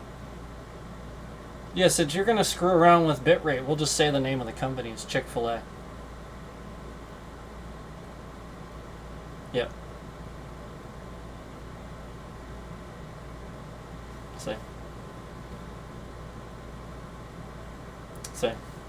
So, it went down to 0, right as I said that the name of the company was Chick-fil-A.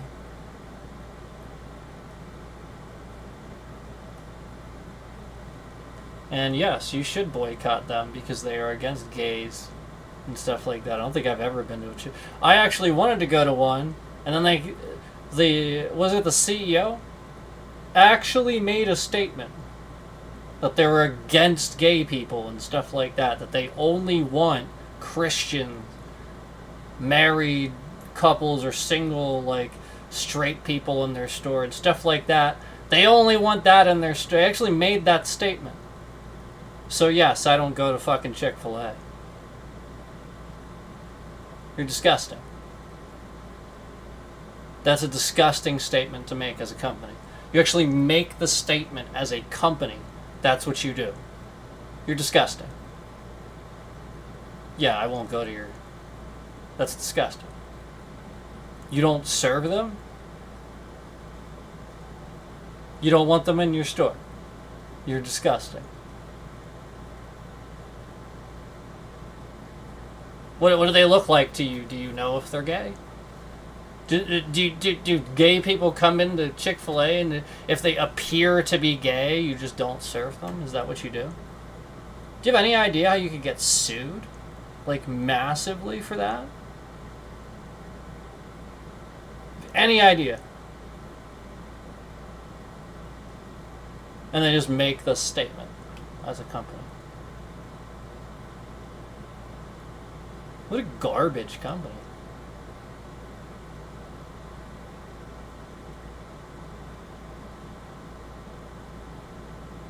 Hey, what a garbage company. Do you know why it's always clean and the employees seem to be happy? One reason. They pay more than almost any other fast food place. That's it. So simply because they know how to pay their employees what they deserve, therefore they appear on the surface to be better. They know this. They know that that's why most fast food employees don't give a... because they're not paid enough. That job is hard, and you don't get paid for it. And you know that some of those stores literally sit there and make like millions a year? Like 1, 2, 3 million a year? And they're not paying their employees. Per year. And their companies are making statements like, yo, not serving gays and stuff like that. So that's when, yeah, it's okay to boycott. Yeah. Then you're fine. You can boycott that company. That's fine. But again, other than that, you sound pretty messed up. Or, like, again, you're just choosing... like, again, unless it somehow affects your safety. That's the main thing. Like, we're talking about safety, okay? So, to the morons that don't understand that a gay person has to be worried about their safety, you're the one doing that. You're the one going on the internet and memeing them and stuff like that and making fun of them and stuff. You're the reason. Because the whole point is that if people are doing this, and this business is like this, the moment they walk in, there's a mutiny. Everybody there knows who they are. They're looking for it. The employees don't like it. You caused a mutiny. Based on what you think somebody's sexual orientation is. You think this is somehow right. This is somehow a way to do business. You want that person's money. You want to give them a product. Yet you claim to be a intelligent business. Yet you won't take their money by being nice to them and respecting them just as any other business would. Like, they should be, because they're people.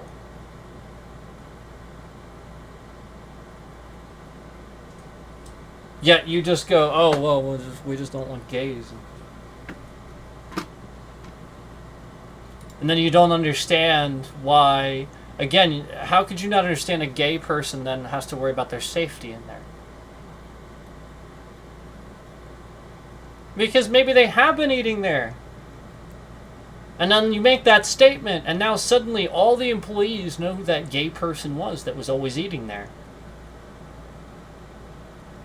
You get what I'm saying? Like, you don't do it. It's stupid. And again, if you do it, yes, boycott that company because they're fools. They don't care. So that's where I'll agree, and I'll see the other side of it, where there's always another side too, where there might be a reason.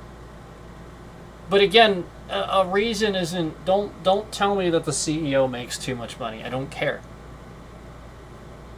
I don't care.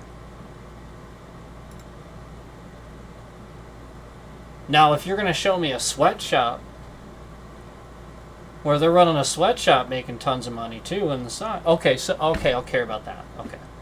That's logical, reasonable. Okay, I'll boycott the company if they're running a sweatshop. Okay. Yep. That makes sense.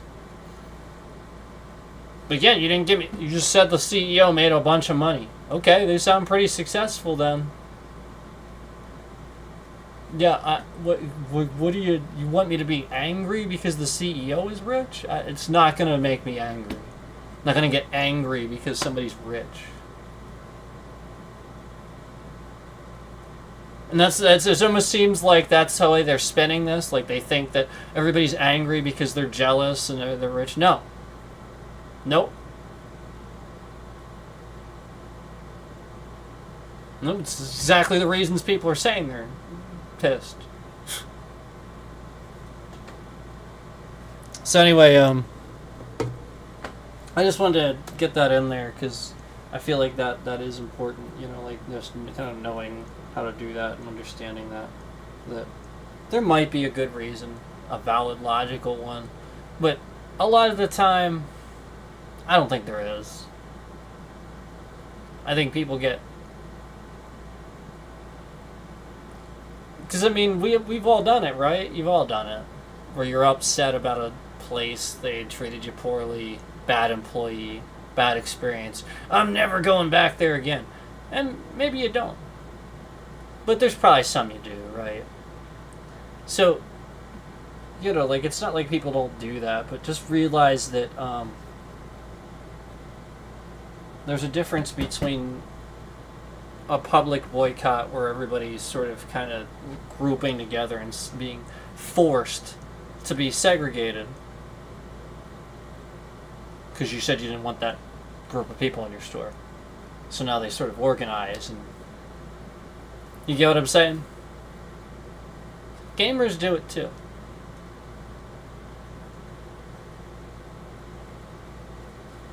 Yeah, but the problem is that so many gamers, everybody holds on to every word that they say, so these people are being used. They're being manipulated. So a lot of the time it's really weird what ends up happening with that, where it's not as obvious. It's like this and this and this. It's like kind of all over the place. And with some it is. Like with me, where I got low numbers and I'm just calling it out and you can see it. It's up. But like some of that stuff, like I'll see something that I think is super obvious, the person's being manipulated, and they don't realize it, they just see it as like a normal chat in their chat or something. And I'm like, oh geez. He's clearly doing that to get him to talk about this thing on purpose, to get you see what I'm saying? Like it's all about knowing how to get you to you get what I'm saying? So don't overreact, don't jump to conclusions, don't boycott everything, especially publicly, because then that's how they're doing it. You know, they want you to do that. They want the other side to be charged. Try to stop doing that. And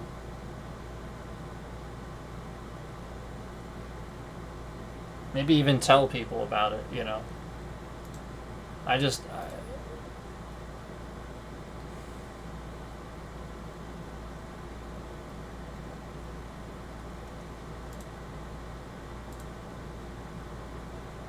I remember how I viewed an article from somebody tearing into Amazon a while back, where they were just tearing into evil company, this and that and stuff like that. And they didn't work for Amazon, they just purchased from them and stuff like that.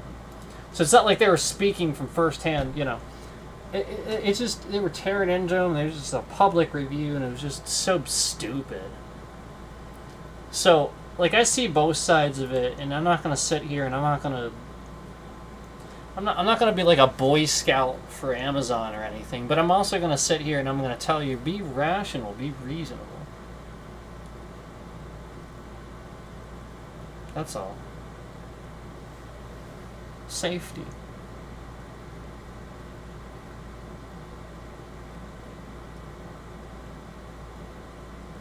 Alright guys, thank you so much. Appreciate it. Thanks for watching. Thanks for listening to me, taking my intelligence into consideration. I appreciate you. I appreciate the views and the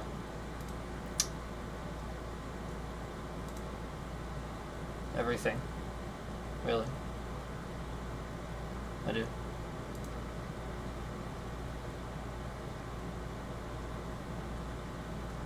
Thank you guys. And we have a lingering couple of concurrents that are going to come in here, and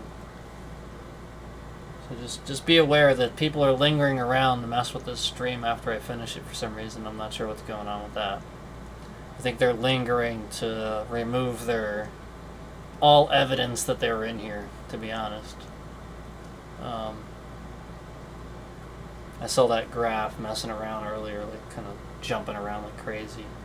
See these people, these 1 and 2, lingering around right at the end. So it's kind of interesting. So anyway, thank you again. We're gonna get going. Just wanted to let you know that these people are lingering around, so you may want to look into that. Not sure what they're planning.